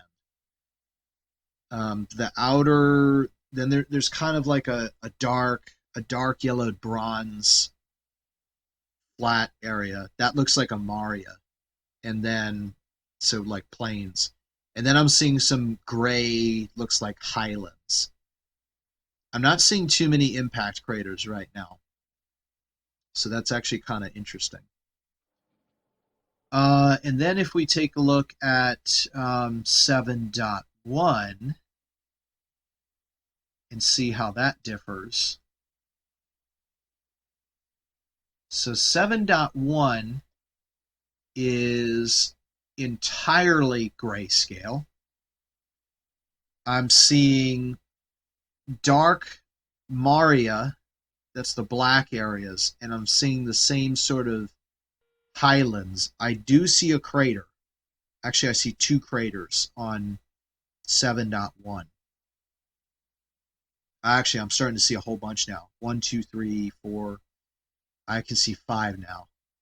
So this one is cratered. It doesn't have the yellow deposits, but it has the lowlands and the highlands. So far, to conclude, Eta Crucis 7.1, uplands, lowlands, and craters looks very much like the Earth's moon. 7.2 has uplands and lowlands, but it doesn't look like it has many craters, and it also has some type of yellow deposit. It could be gold, it could be sulfur. There's a few other things that it could be. But I think the more interesting one is going to be 7.2, because I don't think we have anything like it in the solar system with planet Earth. So if I can, I'm going to try to go to 7.2. But we'll have to, actually, you know what, we might want to choose whichever one will have a lower delta V cost, because we have to land the mothership. So that might not work out. But I definitely do want to do a lot of investigation to that moon.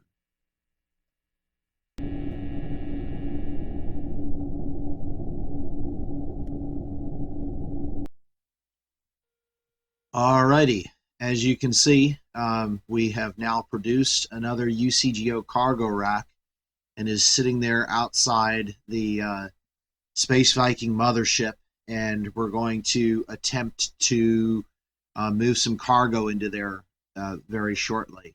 The great thing is it's daylight, and we have the cargo light on. We'll be controlling from this structure here, and then we'll come over later with the XR2 to pick it up. Honestly, this is a slightly safer situation, because we're just trying to get the cargo into here. Once it's in here, it's safe, because no matter where it is, we're going to chase it down with the Leif Erikson too. So anyway, what we need to do now is take some of our Kopu cargo, remember that's critical on-hand primordial unit, and split it up, because some of it, like the zoo, you can't just duplicate. So what you have to do is you have to divide it into different situations. So let's do the splits first. So we'll go to cargo, and then let's see, for the solar farm, that's going to be a straight production. The food cycle, we need the seeds. The seeds are located in the food and water package. So we're going to just do a quick browse here to get it effectively duplicated. In reality, what we are doing is splitting out some of the seeds and some of the food in order to take some of it down to the surface, but not all of it. Let's see, seed package.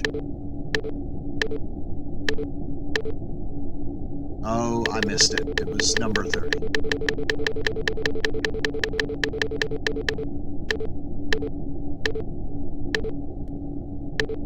That's it. Alright, add.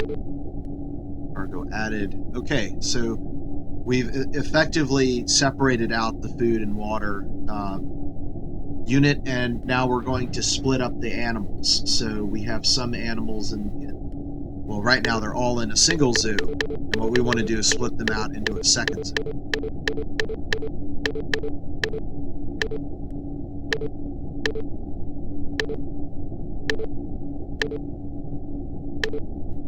There it is, zoo for farm establishment. Okay, so some of the animals have been moved into that second zoo. Let's see, the waste processor, that's going to be a straight up 3D printer operation. And then, of course, there's the 3D printer itself. So we'll add the solar farm next, I think was what I saw on there.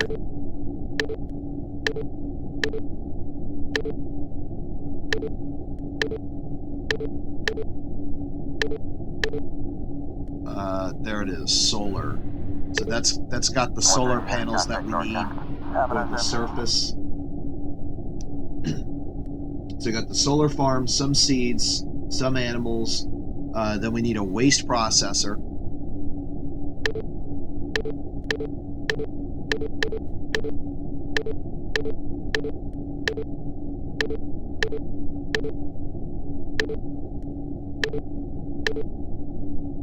Yep, there it is, waste fertilizer added. And then the last thing we need is a 3D printer. And this is my favorite part. Cheating nature. The 3D printer is going to produce another 3D printer.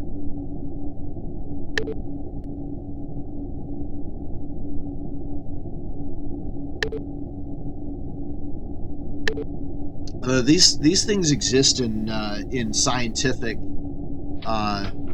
theoretical literature. I believe they are called von Neumann probes, self-replicators. They're essentially 3D printers that build 3D printers that go then fly to places where 3D printers can be built and build 3D printers. All right. Oh, that's it. Yeah, that's it. All right. Add. Okay, so. We need 5 things. We need the solar farm, and I'm going to notate this so that we're not scrambling when we're actually releasing this cargo. Keep an eye on where that is very slowly drifting away. Okay, just fix that. Alright, and the release speed is as low as we can possibly get it. So, let's see.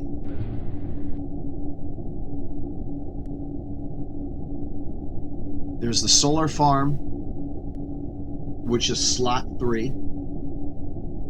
There is the seeds, which are in slot 1. Then the zoo, which is in slot 2.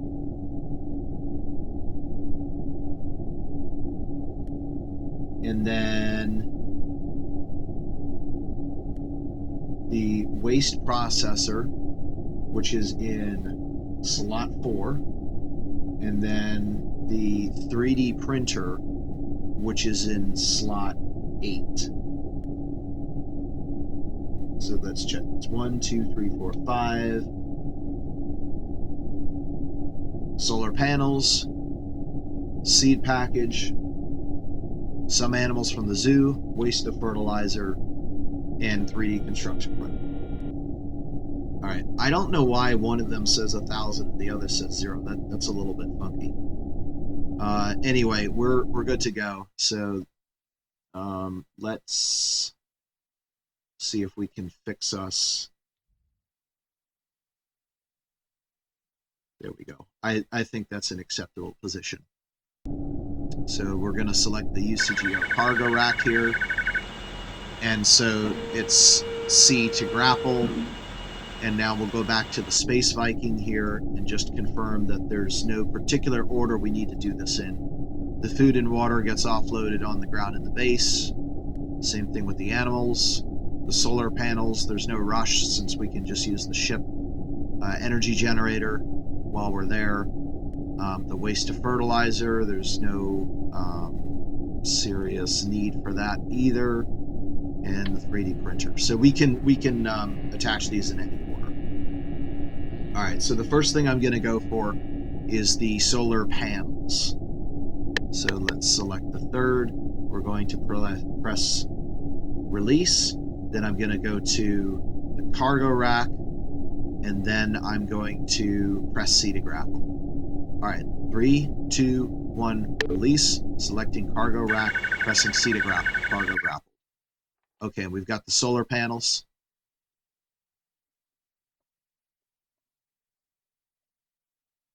Good. All right. Next on the list is slot number 1.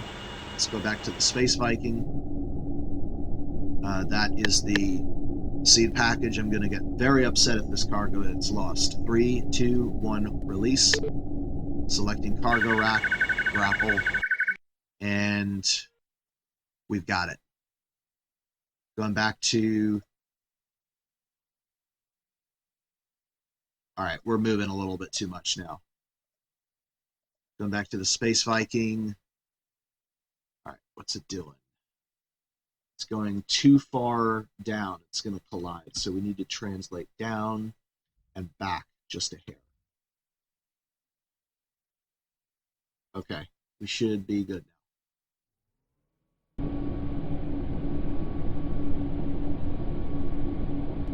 All right, next is slot... Oh, we did slot 1. Next is slot 2. That's the zoo. This is the most critical item here. 3, 2, 1, release. Go to the cargo rack, grapple, and we've got the zoo. Or at least part of it.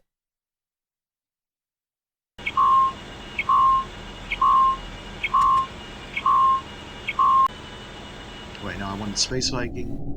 Okay, with the zoo on board, that means we're moving on to slot 4 now. That is the waste to fertilizer processor, releasing 3, 2, 1, release. Go to the cargo rack, press C to grapple. We've got it. And there's only one more left. That is slot 8, 3D printer. All right, releasing the cargo. 3, 2, 1, release. Press C, and we've got it. So that's 5 items here, just consulting my checklist. We should have a solar farm, and I can see that. We should see the seed package, we've got that. We should see the zoo, got that. The waste processor, got that. And the 3D printer, got that. Okay, so we're all set.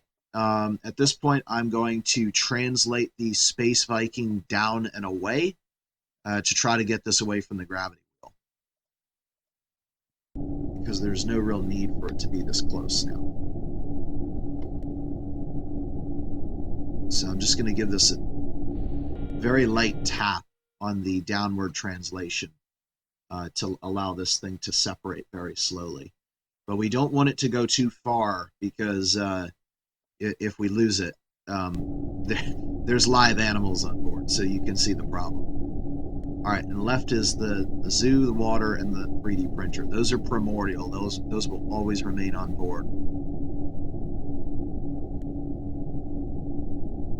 Unless the Space Viking is in imminent danger of obliteration, in which case we will eject those at the last minute to save them. All right, so going into the Leif Erikson 2, we last time I think used full fuel to enter and land. I have a little bit more confidence this time, having done the last one. So what we're going to do is we're going to top off the APU. I'm going to leave scram fuel where it is. We'll top off RCS, and I think we'll bring the main fuel to about 40%.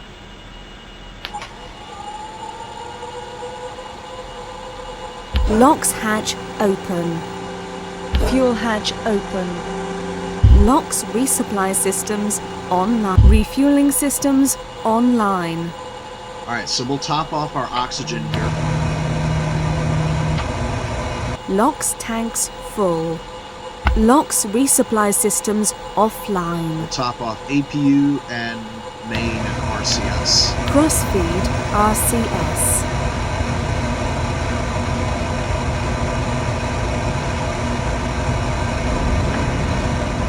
RCS fuel tanks full. Okay, so we're only going to bring main up to about 40%. Let's keep an eye on that cargo.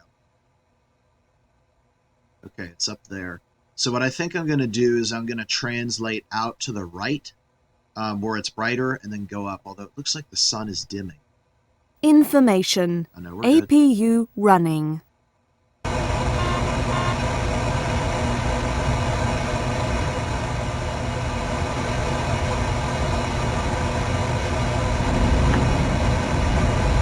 Information. APU running.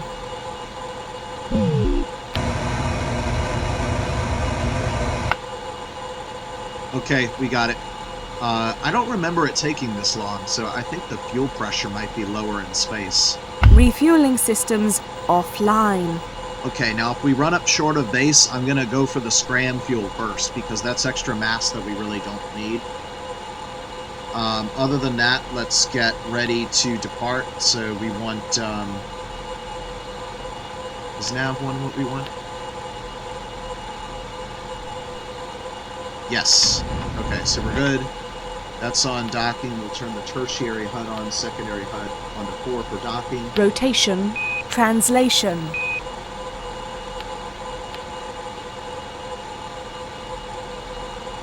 Shut the doors.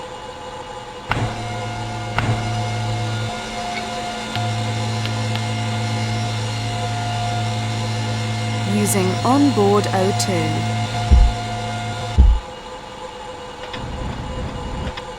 And external cooling is offline, and let's do our check here. Warning. Re-entry check failed. Okay, nose cone and radiator should be the only things open, so we're good to go. Get one more look at where the... Alright, it's up there, and let's just make sure our bay doors... Let's open those now. Make things easier.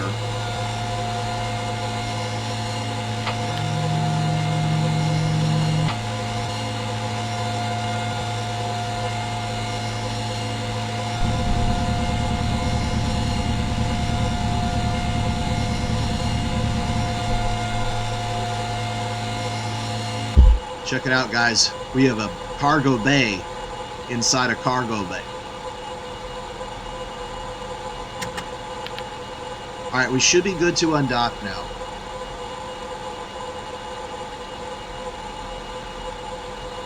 Three, two, one, release. Undocking confirmed. Undocking confirmed. Alright, translating down.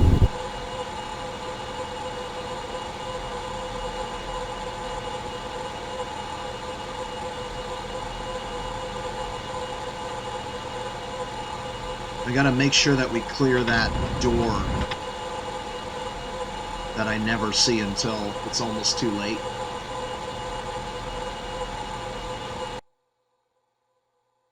Those things really should be painted bright yellow for maximum visibility. Okay, we're clear. Information. APU running.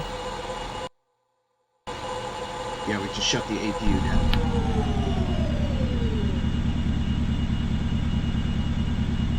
And once we clear the door, I will turn the ship to face the cargo unit.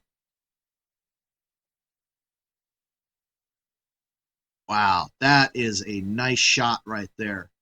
We've got the Space Viking mothership. We've got the Leif Erikson 2.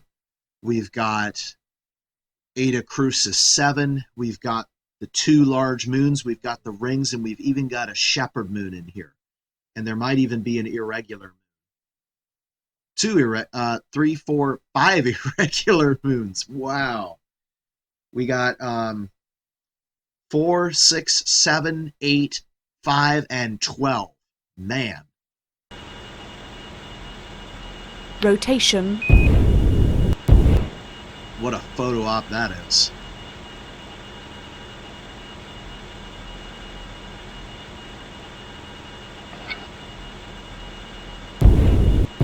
There it is. Translation. Alright, so the first thing I should do is null my velocity relative to the Space Viking. And now we should be going just underneath of it. So now if we target here, we should be good, maybe just a look right there. That's it. So from aviation, how do you know that something is moving towards 75. you when it has no motion other than getting bigger? That's a nice little trick that I can use here to station keep with it, even though I don't have a velocity. My velocity readouts are relative to the mothership, not to the cargo unit. And for once, we're doing this in the daylight.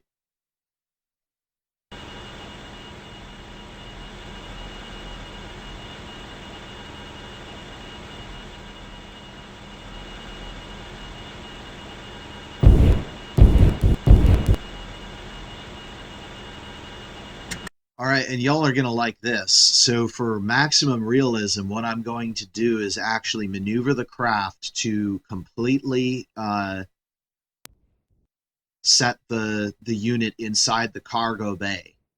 And then we're going to hit the grapple button. And if I do it right, you won't see any movement once the unit enters the cargo bay.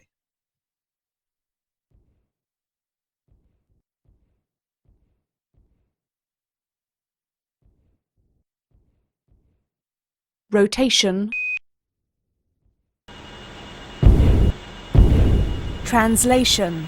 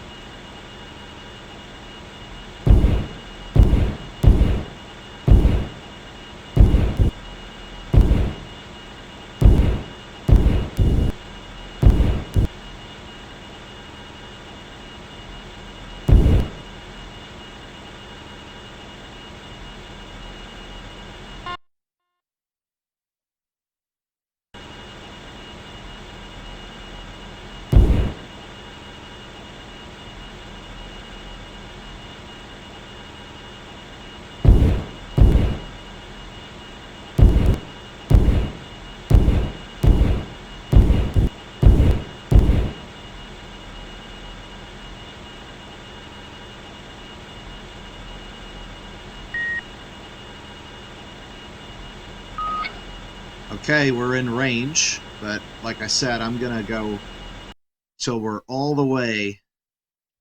Rotation.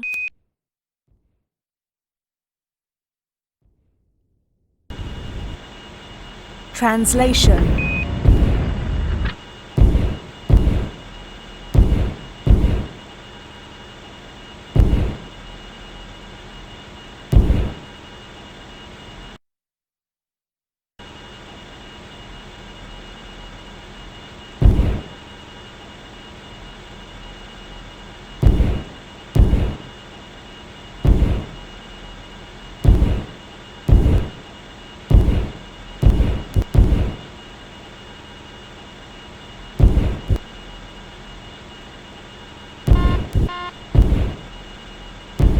Rotation.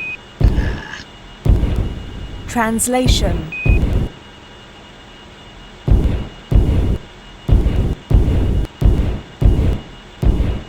Alright, grapple. Payload latched in bay. Close enough. Alright. Let's get out of here. Close the bay doors.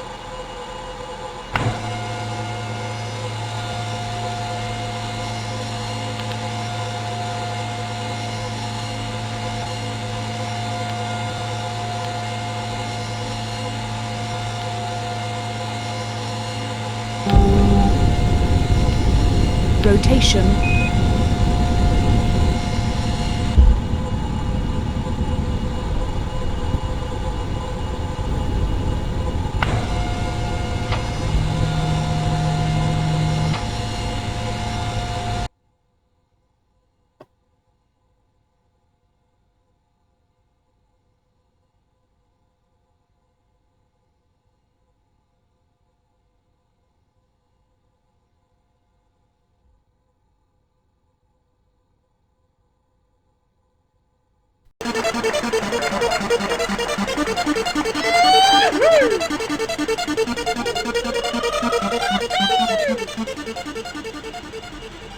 You guys are gonna get me a copyright strike.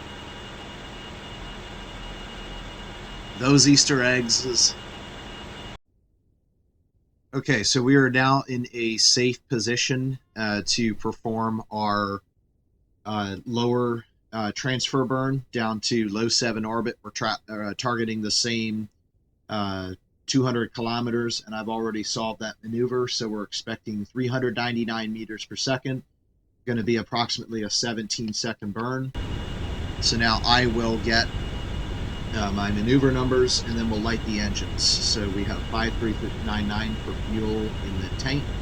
And we have 26951 for the initial mass of the ship.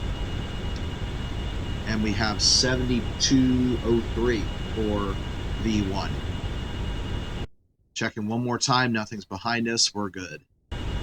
Turn to retrograde, which is the direction we want to face.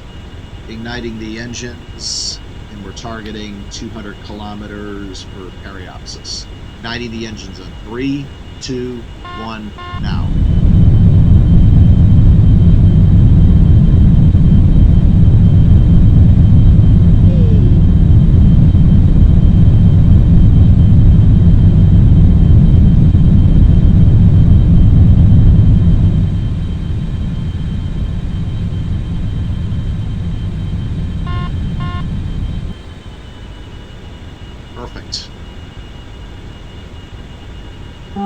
And this is definitely one to get right, because if we go too far down, we're going to get into the atmosphere. It looks like 6804 was V2. Current mass of the ship is now 25955, we'll call it. That was 399 meters per second, so that was 100% correct. Fuel mass now 4403.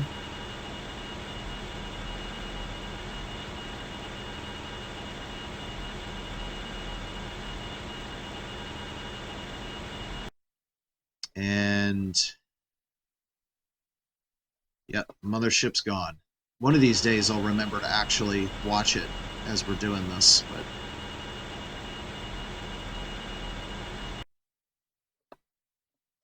anyways, we'll begin our drift down now. So we're going to drift down to 200 kilometers, and then we're going to execute the medium 7 orbit to low 7 orbit transfer burn 2.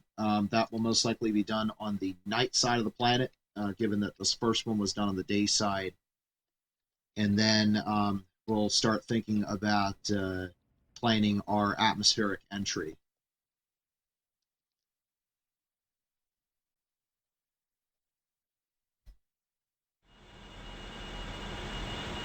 Okay, we're about 40 seconds from the burn. It's going to be an 18-second burn.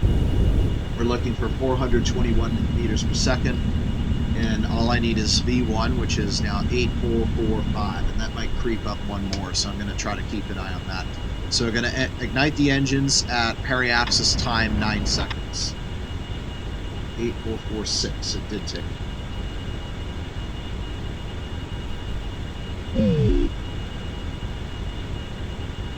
All right, 10, 9, 8, 7, 6, 5, 4, 3, 2, 1, 0, negative 1, negative 2. And we're circularizing here.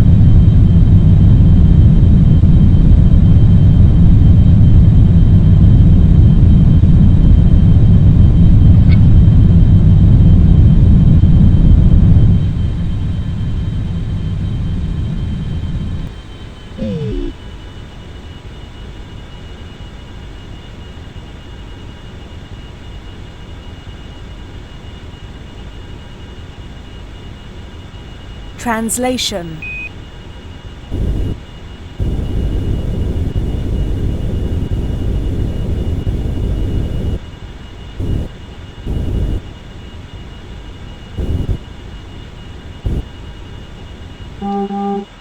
Alright, that's plus or minus 5 kilometers. That should be good. V2, 8025.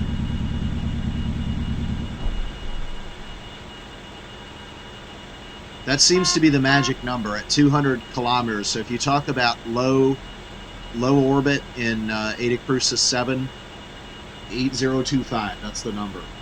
That's like the 17,400 that everybody talks about with the Earth. Although I know it is 77,780. Wait, no, 7780. Alright, final mass 24933. We're showing 426 meters per second. My guess is that's probably a recording inaccuracy. Let's see if I use 3.4 as the final mass. Now, okay.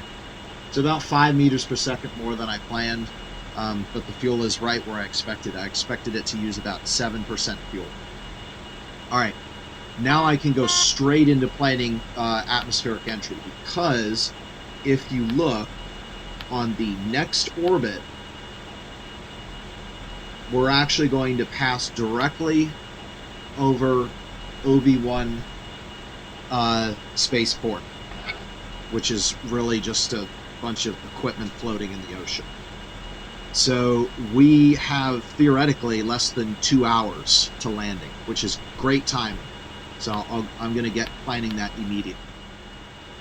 Okay, so I now have a solution for the OV1 target re-entry, or I should say, well, it is a re-entry, but I'll call it entry burn, because the amount of atmospheres we're going to be entering in during this series is going to be absolutely astronomical. Okay, so some changes from last time. We're a little bit lighter, right? Last time we were about 31 metric tons. Now we're about 25 metric tons. And that's due to not taking all the extra fuel now that there is a gas station on the surface, or I should say the ocean surface of Eta Crucis 7. So because of that, opted to go a little bit more. The other thing too is I found that, and it was anticipated this way, the 1.15 re-entry angle was a little bit well, really a lot conservative, and so we had a triple bounce. That's not very efficient. We can do it a little bit faster than that, but I'm gonna step it up in stages. So this time I'm going to try using a 2-degree re-entry angle. That's what you would use for the Earth.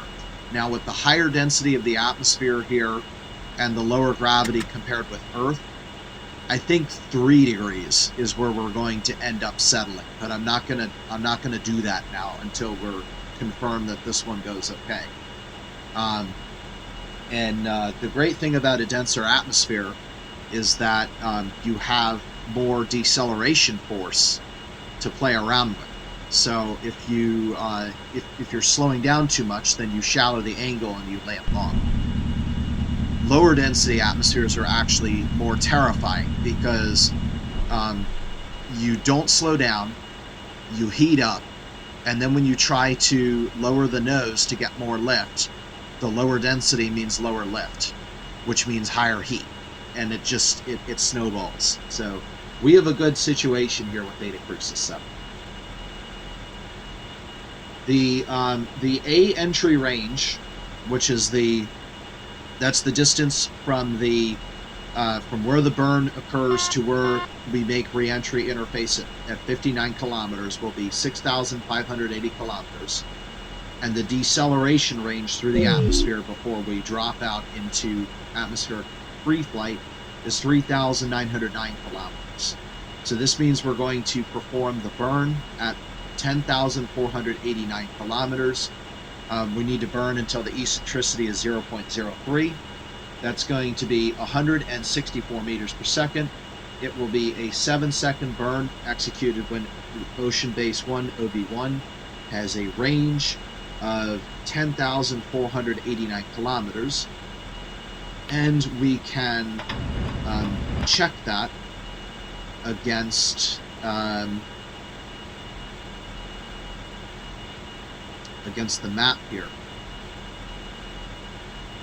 Not the map. The base sync. So we can target Ocean Base 1. And there we go. So it's telling us that next time we're going to be about 100 kilometers away, and it gives us a base heading. And let's see, with an ED,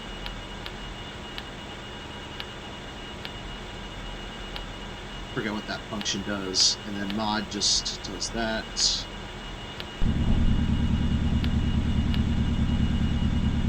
We'll leave that alone. We don't want to mess with the number of orbits. Don't want to mess with that. There we go. Re-entry angle. So we want 1.97, I think was what I set on.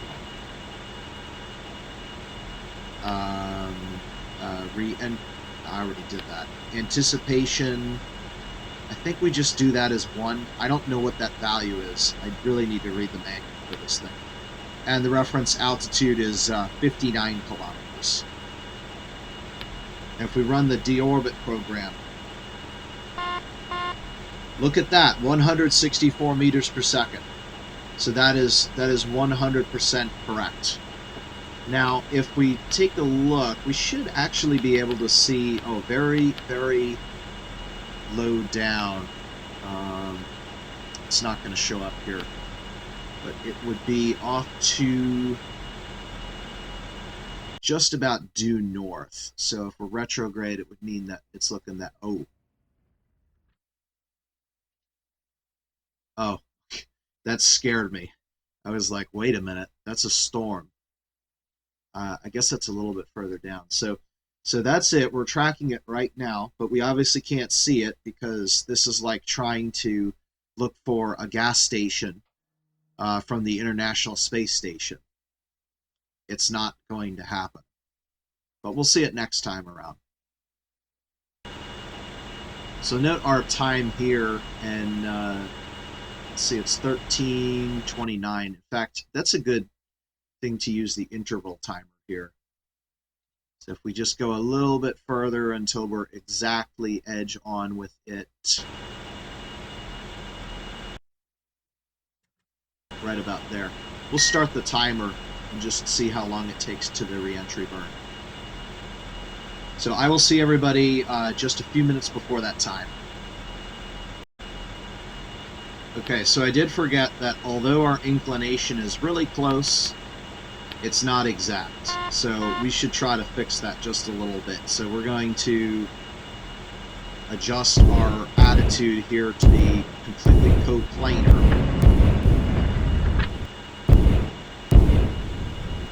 And now we're going to translate up.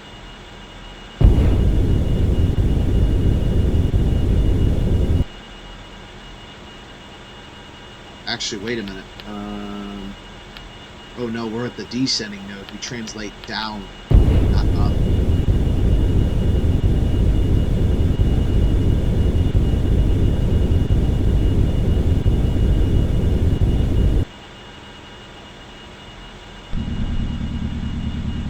You know what? I forgot. We have scram fuel on board. I'm going to take my chances with that because we can, unlike last time, we were really stressed to get on the ground with enough fuel to get back to orbit. We have fuel for atmospheric flight. I'm going to take my chances. Okay, we're just about 1,000 kilometers from the burn now, and so at this point I'm going to bring up my deorbit checklist, and we're going to run through it now. So atmospheric entry, perform plane change burn if needed. We're going to free flight with the scramjets for any inaccuracy we have in inclination, so we're taking our chances there. Solve atmospheric entry orbit for solver 2A. I did that. We're in still exactly the same orbit that I anticipated us being in. That is going to produce 6,580 and 3909. We'll check with range. We'll check the deorbit program one more time to confirm. Now it's saying 162. So I think that might be potentially because we drifted a little bit. Alright, so let me go back to the map here to keep an eye on things. We're going to turn retrograde now.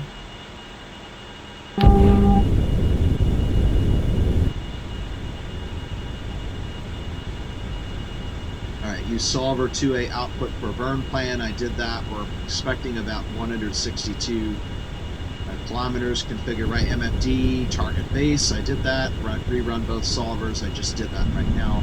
Check airlock and nose cone closed. They are. AF control. We'll skip that.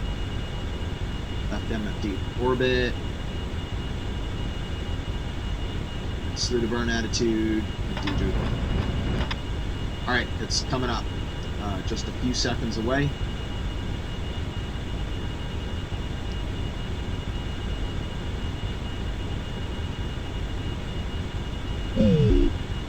We're burning until we get a periapsis of, looks like negative 374 kilometers. And we're expecting 6 seconds, so now. 0.01, 0.02. Oh, I think that's it.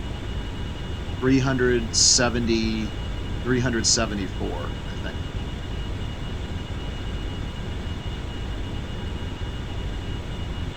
No, something's not right. Eccentricity is not 0.03, it's 0.04. I was mistaken. The angle we're targeting is still 1.97. Okay, 0.04 it is. That means we're looking for 374.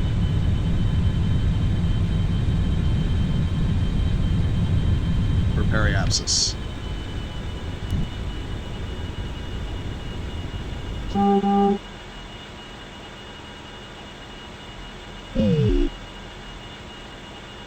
Alright, V2 7864 2454. Looks like a overburn of about 4 meters per second, which was probably caused by me doing it in 2 intervals because I second guessed myself. So we're going to go to base sync now.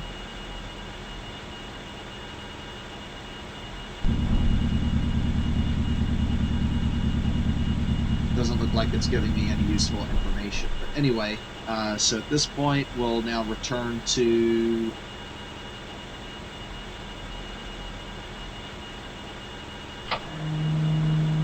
re-entry attitude.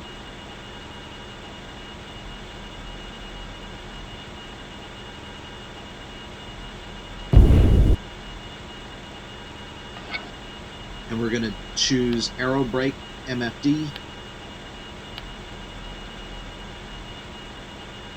And we're going to check that against our limits. We can target the base now instead of just a generic latitude and longitude. So this should get really easy for us.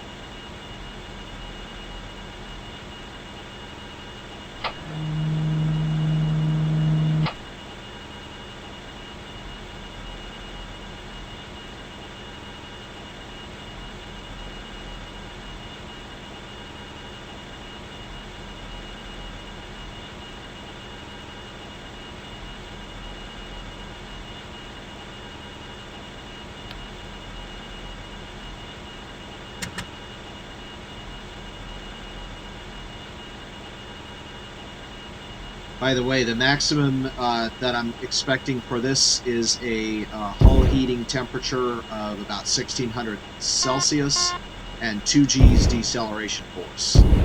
So we should expect to see right around 2 G for G max once we get up to the re-entry attitude here.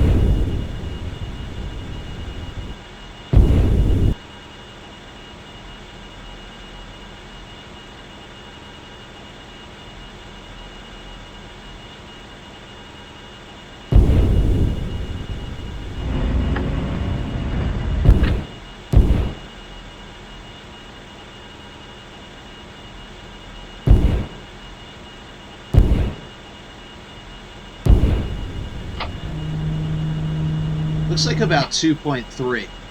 That's a little bit higher than what I was anticipating here. I can never trust the heat. The heat never says things correctly here.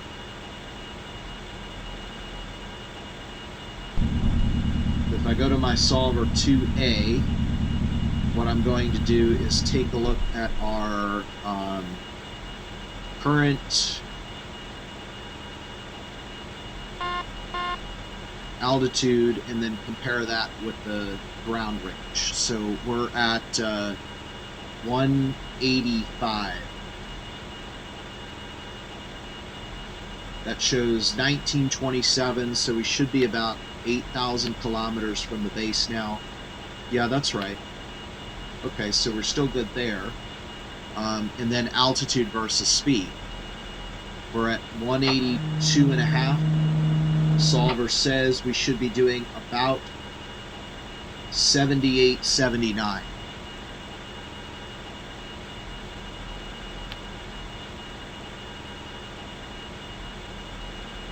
It's about 5 meters per second higher. I think we'll be okay there. So I don't think the re-entry angle really changes. So despite what it said, the maximum is 2.3. You know, maybe 3 degrees is too much. 3 degrees might give us too much, too many G forces.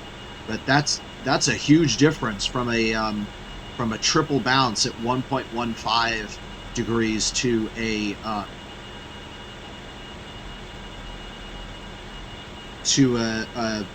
almost maximum performance entry. I'm good. I like it. We may overshoot and have to come back, but this should be fun. All right. The next thing I want to do is I've added a boosted battery to the Ocean Base 1, and we now get a better range radio. So we're now at 129.8. Let's put that in nav 3.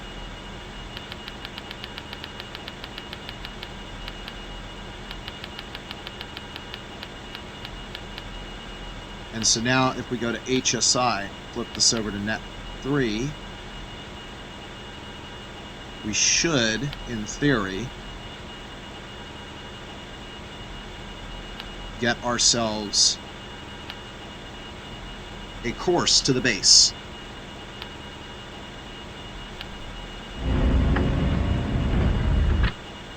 All right, we're coming down pretty quick. We're at about 166 kilometers. So at this point, I'm going to go back to things here. We'll go for re-entry, cross-checking, set the radios for landing. I literally just did that. And then 5 minutes from re-entry interface, APU will be on. So we'll wait until we're a little bit lower, maybe at 100 kilometers for those activities.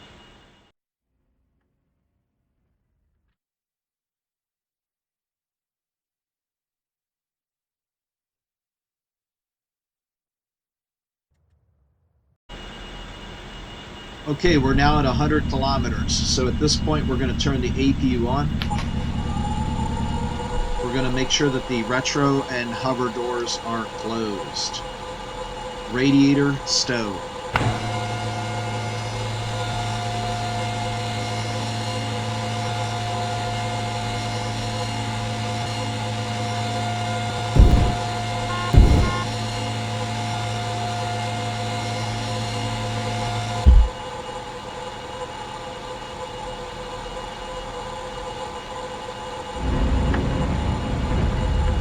going to perform our re-entry check. Re-entry check. All systems green. Good to go. Alright, I'm going to say we're 2 minutes from re-entry interface. Display degrees centigrade. We're going to engage the autopilot for a angle of attack of 35 degrees. Autopilot engaged. Display for temperature. And we're controlling with 2 and 8, and we need to bring up the aero brake MFD here. And for goodness sake, take the bank angle out.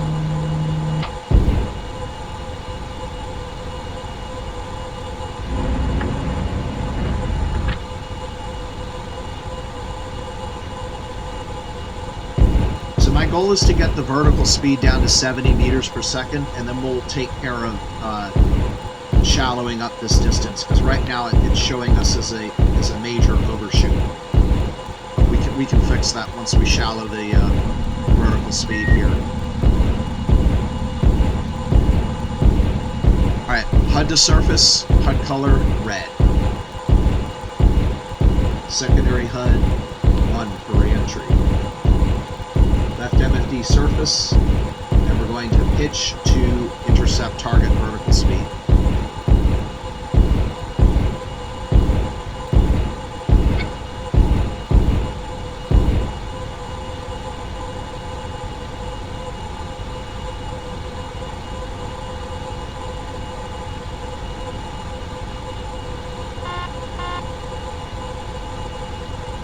Okay guys, here we go. 60 kilometers, re-entry interface is occurring now.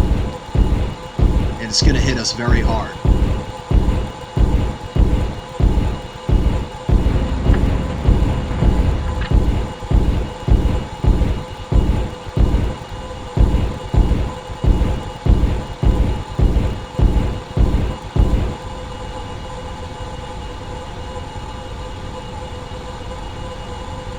Alright, dynamic pressure's rising.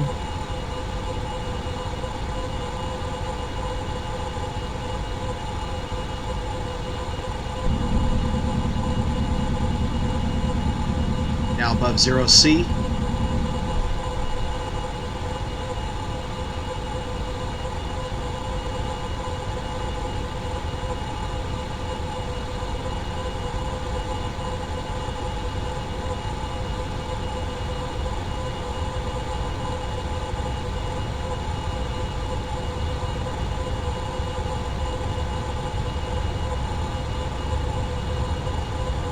Alright, here we go. Vertical speed's coming down. We want to get it down to about 70 meters per second.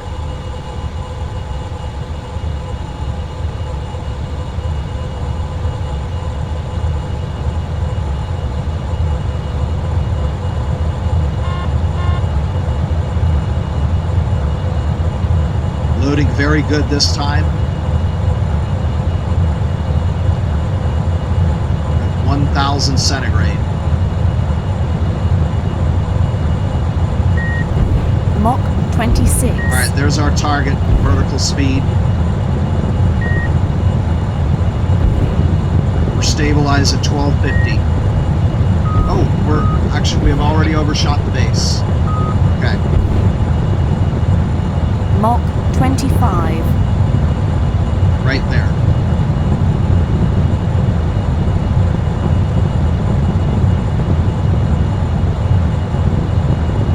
So we are going to bounce again.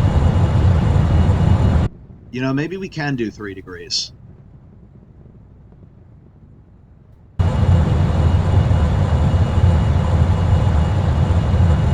Mach 24.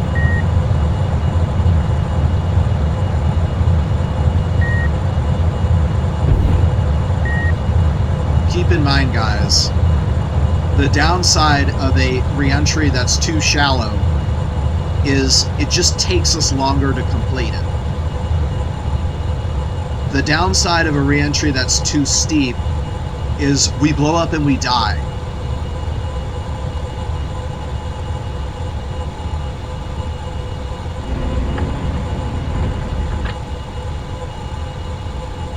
Alright, at at this point, I'm going to induce 5 degrees of bank. We'll take it out once we come back into the atmosphere.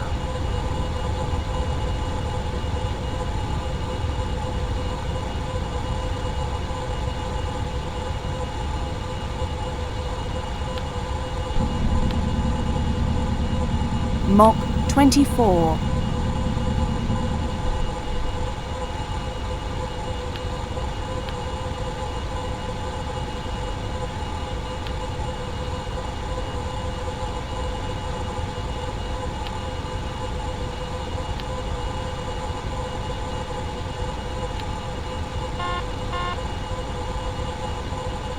This is great. I don't have to do anything right now. As long as those two crosses are perfectly aligned, there's literally nothing I have to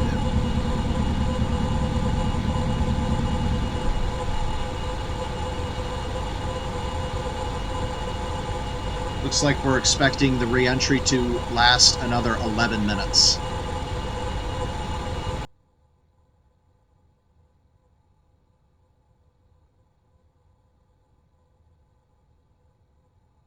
Back over the ocean, whose depth we now know is 352,000 feet. And then under that is water ice. It doesn't end there. You've got solid ocean under that. Alright, we're coming back in, taking the bank out. For now. Mach 23.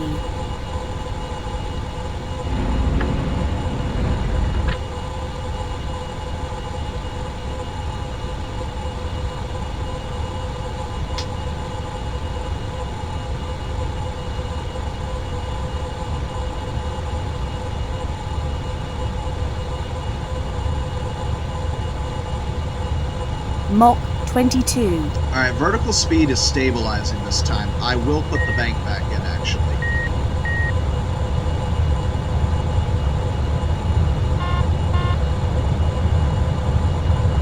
And now we're showing an undershoot. Mach 21.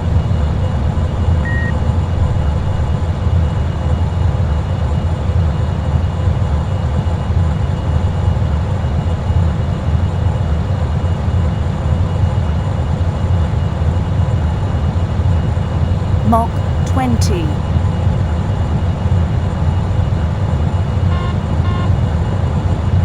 I'm curious to know if we're going to do a double bounce this time.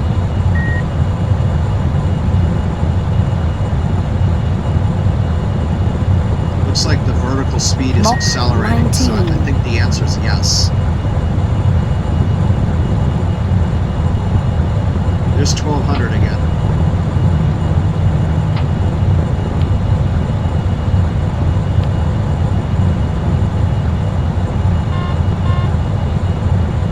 Mach 18.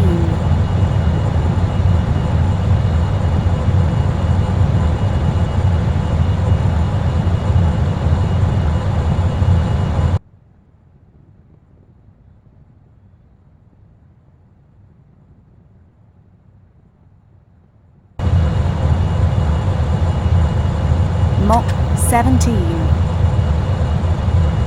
Alright, we've now got the base readout here. So we're now less than 1,100 kilometers from OB1.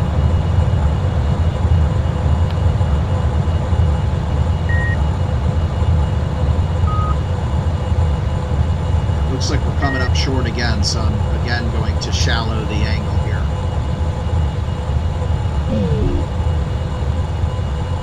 That's what I want to see. When they converge just like that, that's what I want. Mach 16. Alright. I'm going to try 10 degrees bank for a little bit. But I have to be really careful here because when I bank at 10 degrees, that's going to cause a temperature imbalance. And if I bank too far, that will expose the windshield, which has a much lower temperature limit. Where's the data HUD? I guess it doesn't display what the temperature limits are. Mach 15. Ah, here they are. Yeah, top hull, 1210 centigrade. So if that top hull gets exposed, we're dead.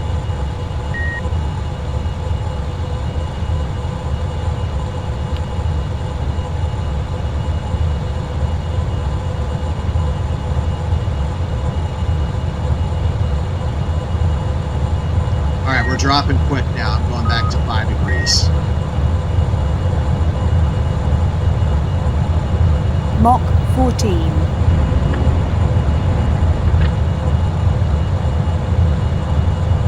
I do not think we're going to get a triple bounce this time.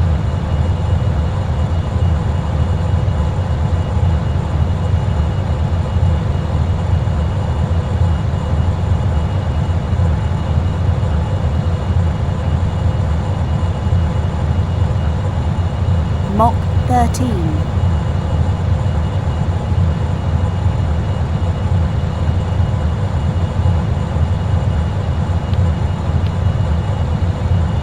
We should be in range of the VOR now.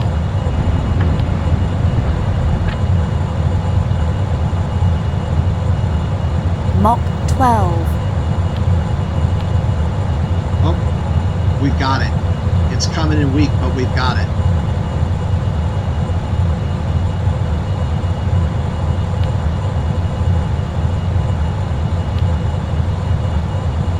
Not quite strong enough to lock onto yet. Mach 11.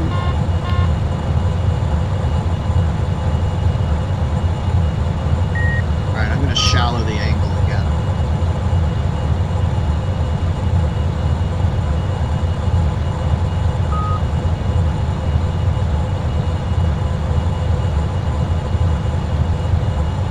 Mach 10.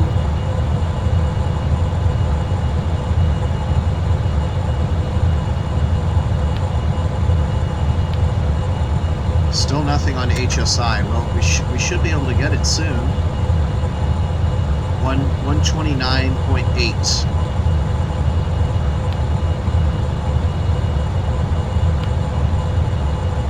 Yeah, that's it. Mach We got 9. 2 bars now.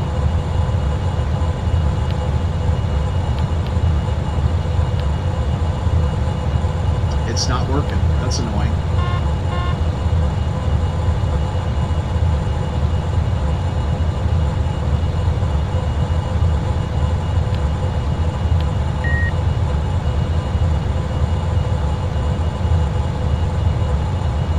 Mach 8. Alright, we are almost done re-entry. That's the base right there.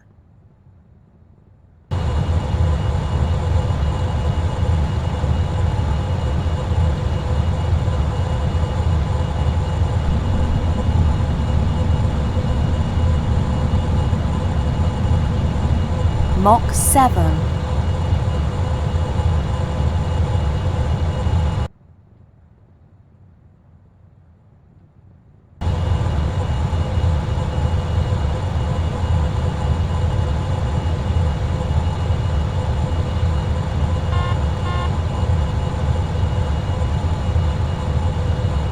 Mach 6.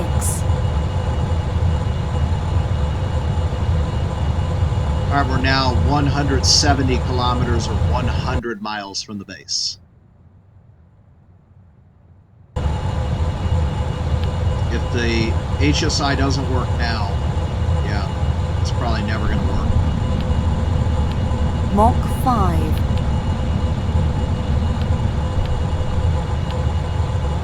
Alright, we're almost done with aero brake. Let's see. At dropout, secondary HUD, mode 3. That's it.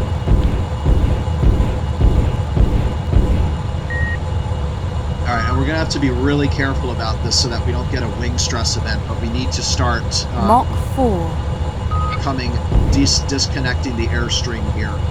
We should be able to also go to about 10 degrees bank, but we got to be really careful about the wing load differential here.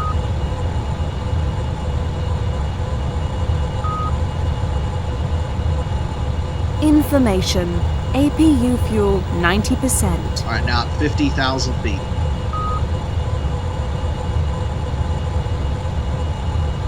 Mach 3.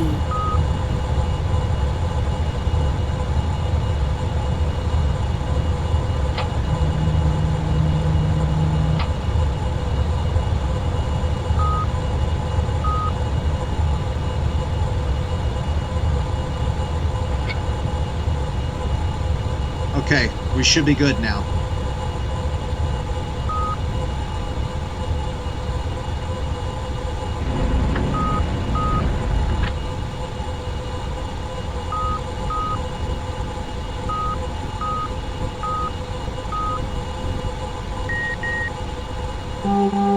Alright, switch over to descent hold here. AF control on. Hitch. On. Mach And we're going to 2. hit engage and auto land. At this point, I'm now going to open the scram doors. And we should be able to get power here from the scram jets.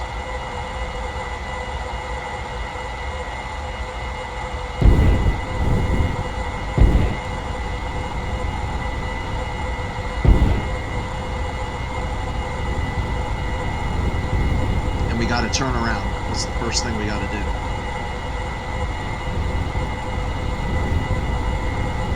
We may be a little bit low and slow for the scram jets. I was trying to avoid that from happening, but it might not happen now. The good news is the range from the base is decreasing, and there's nothing that prevents us from using the engines.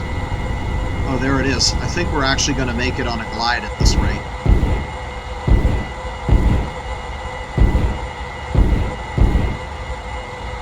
Alright, will HSI please work? No. Alright. Mach 2. Okay, at this point we do not need the scram jets.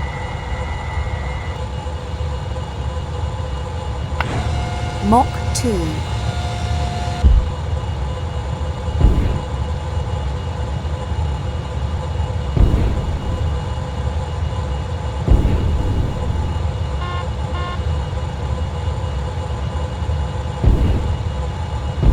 At 36,000 feet.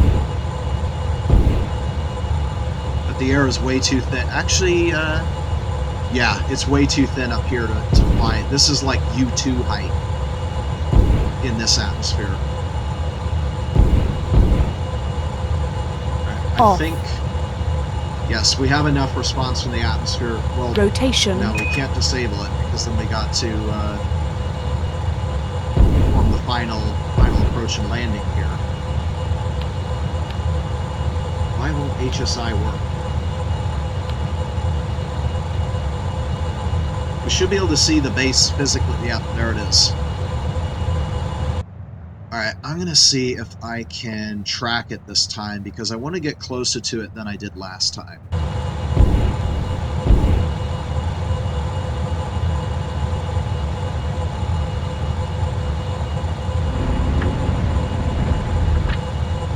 The other thing that I can do here is pull up an indicated airspeed, and that should help us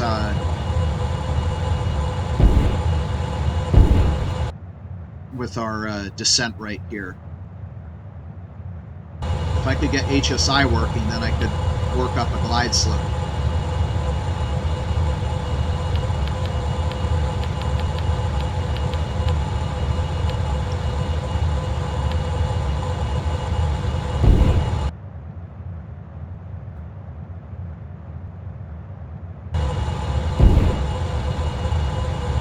Alright, let's see. The hover doors, we can open those at subsonic. About 40 kilopascal.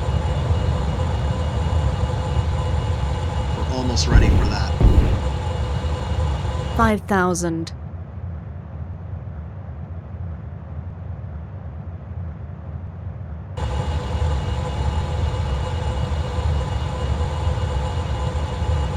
Looks like about 170 meters per second or so seems to go really well.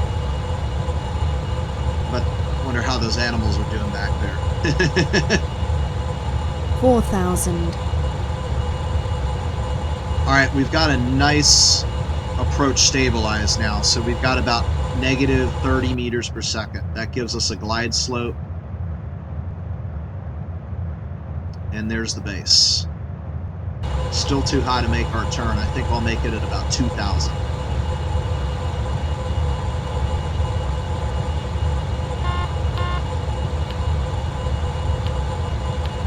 3,000.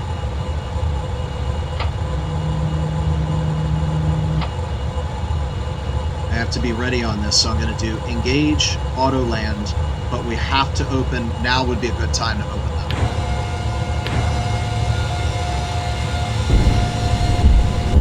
And as expected, it's going to get a lot more draggy.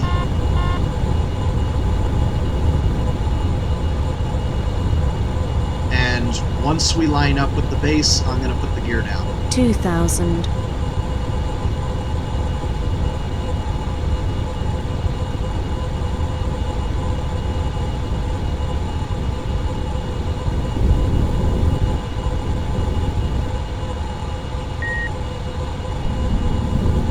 Let's see, I want to set pitch here.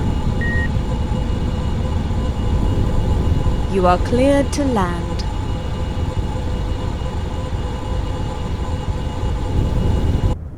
Keep going.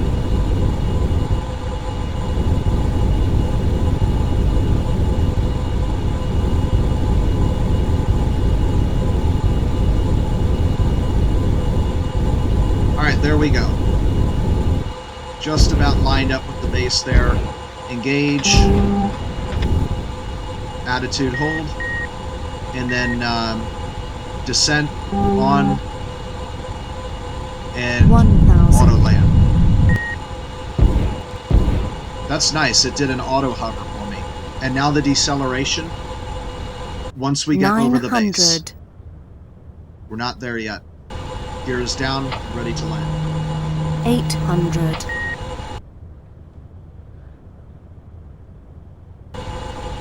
700. Okay, right about there. 600. 500. 400. 300. Warning, gear is up. What? 200. Gear down. I thought I put it down. Warning, gear is up. What did I say? Oh, 100. I saw the hover 75. doors. Gear down and locked. 50. 40. 30. Alright, we're still moving too fast. 20. 15. 10. Okay, we're just about 8. stopped now. 6. 5. 4. 3. In reality, we would not need to put the gear down. 2. Since this is an ocean, we're just 1. splashing down. Alright. This is it. And Touchdown. yes. Wheel stop. Okay, cool. So let's see. That's disabled itself, and that's disabled itself. We can now go over to Fahrenheit, Off. turn RCS mode off, leave AF control on, and we're going to have to do our little water taxi again. If that darn HSI would just work, then it would be so much easier, because the map doesn't give me enough information due to position. So it looks like it's about 5 kilometers away.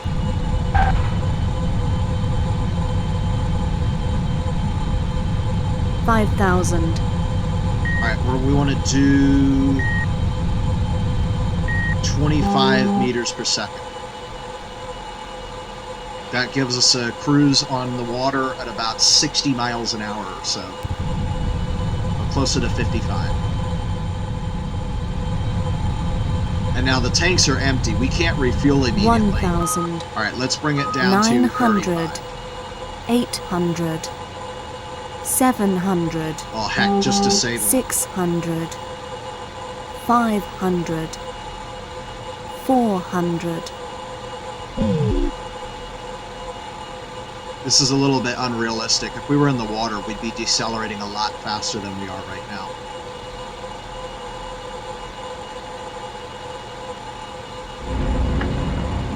Alright, just enough to keep rolling here.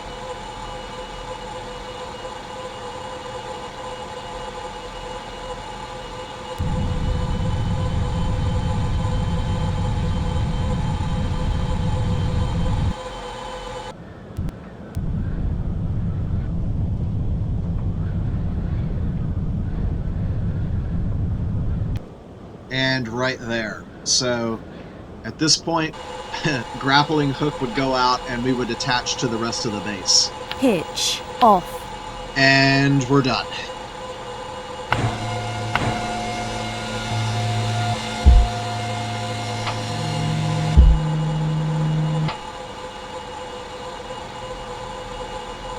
Using external All right, O2. connecting to the base now.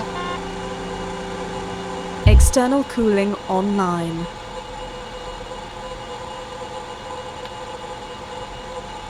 Open the bay doors.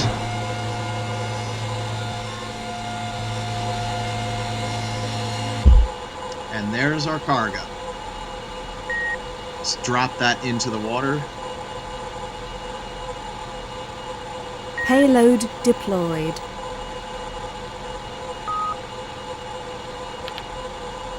And I'm not going to unpack everything this episode, but we do need to secure it.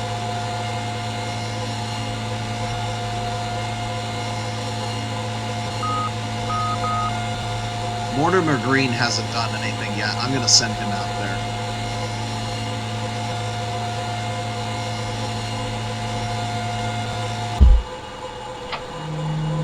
Airlock depressurizing. And there it is. Exactly 2 hours. Airlock pressure 0 psi.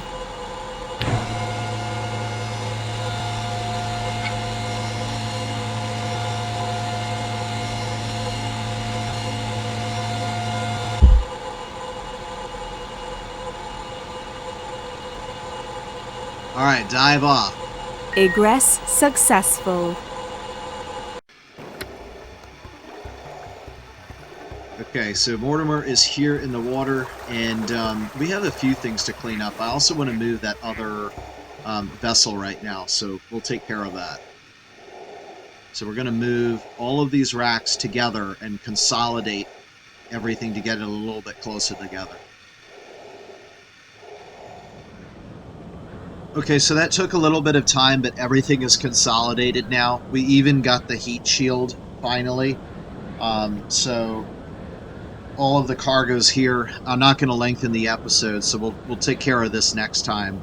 And I have to decide what we're going to do, because I finally reached the end of the setup threshold. I think at this point we want to get the construction process going, and in order to do that, we're going to need to land on one of the moons. So I'm also going to have to do a delta V analysis to know that we're going to have enough delta V in the tank to be able to perform that kind of maneuver. So thank you guys for joining me here on Eta Crucis 7, the Panthalassic ocean planet. I've been Dr. Aeronautics, and I will see everybody next time. Bye-bye.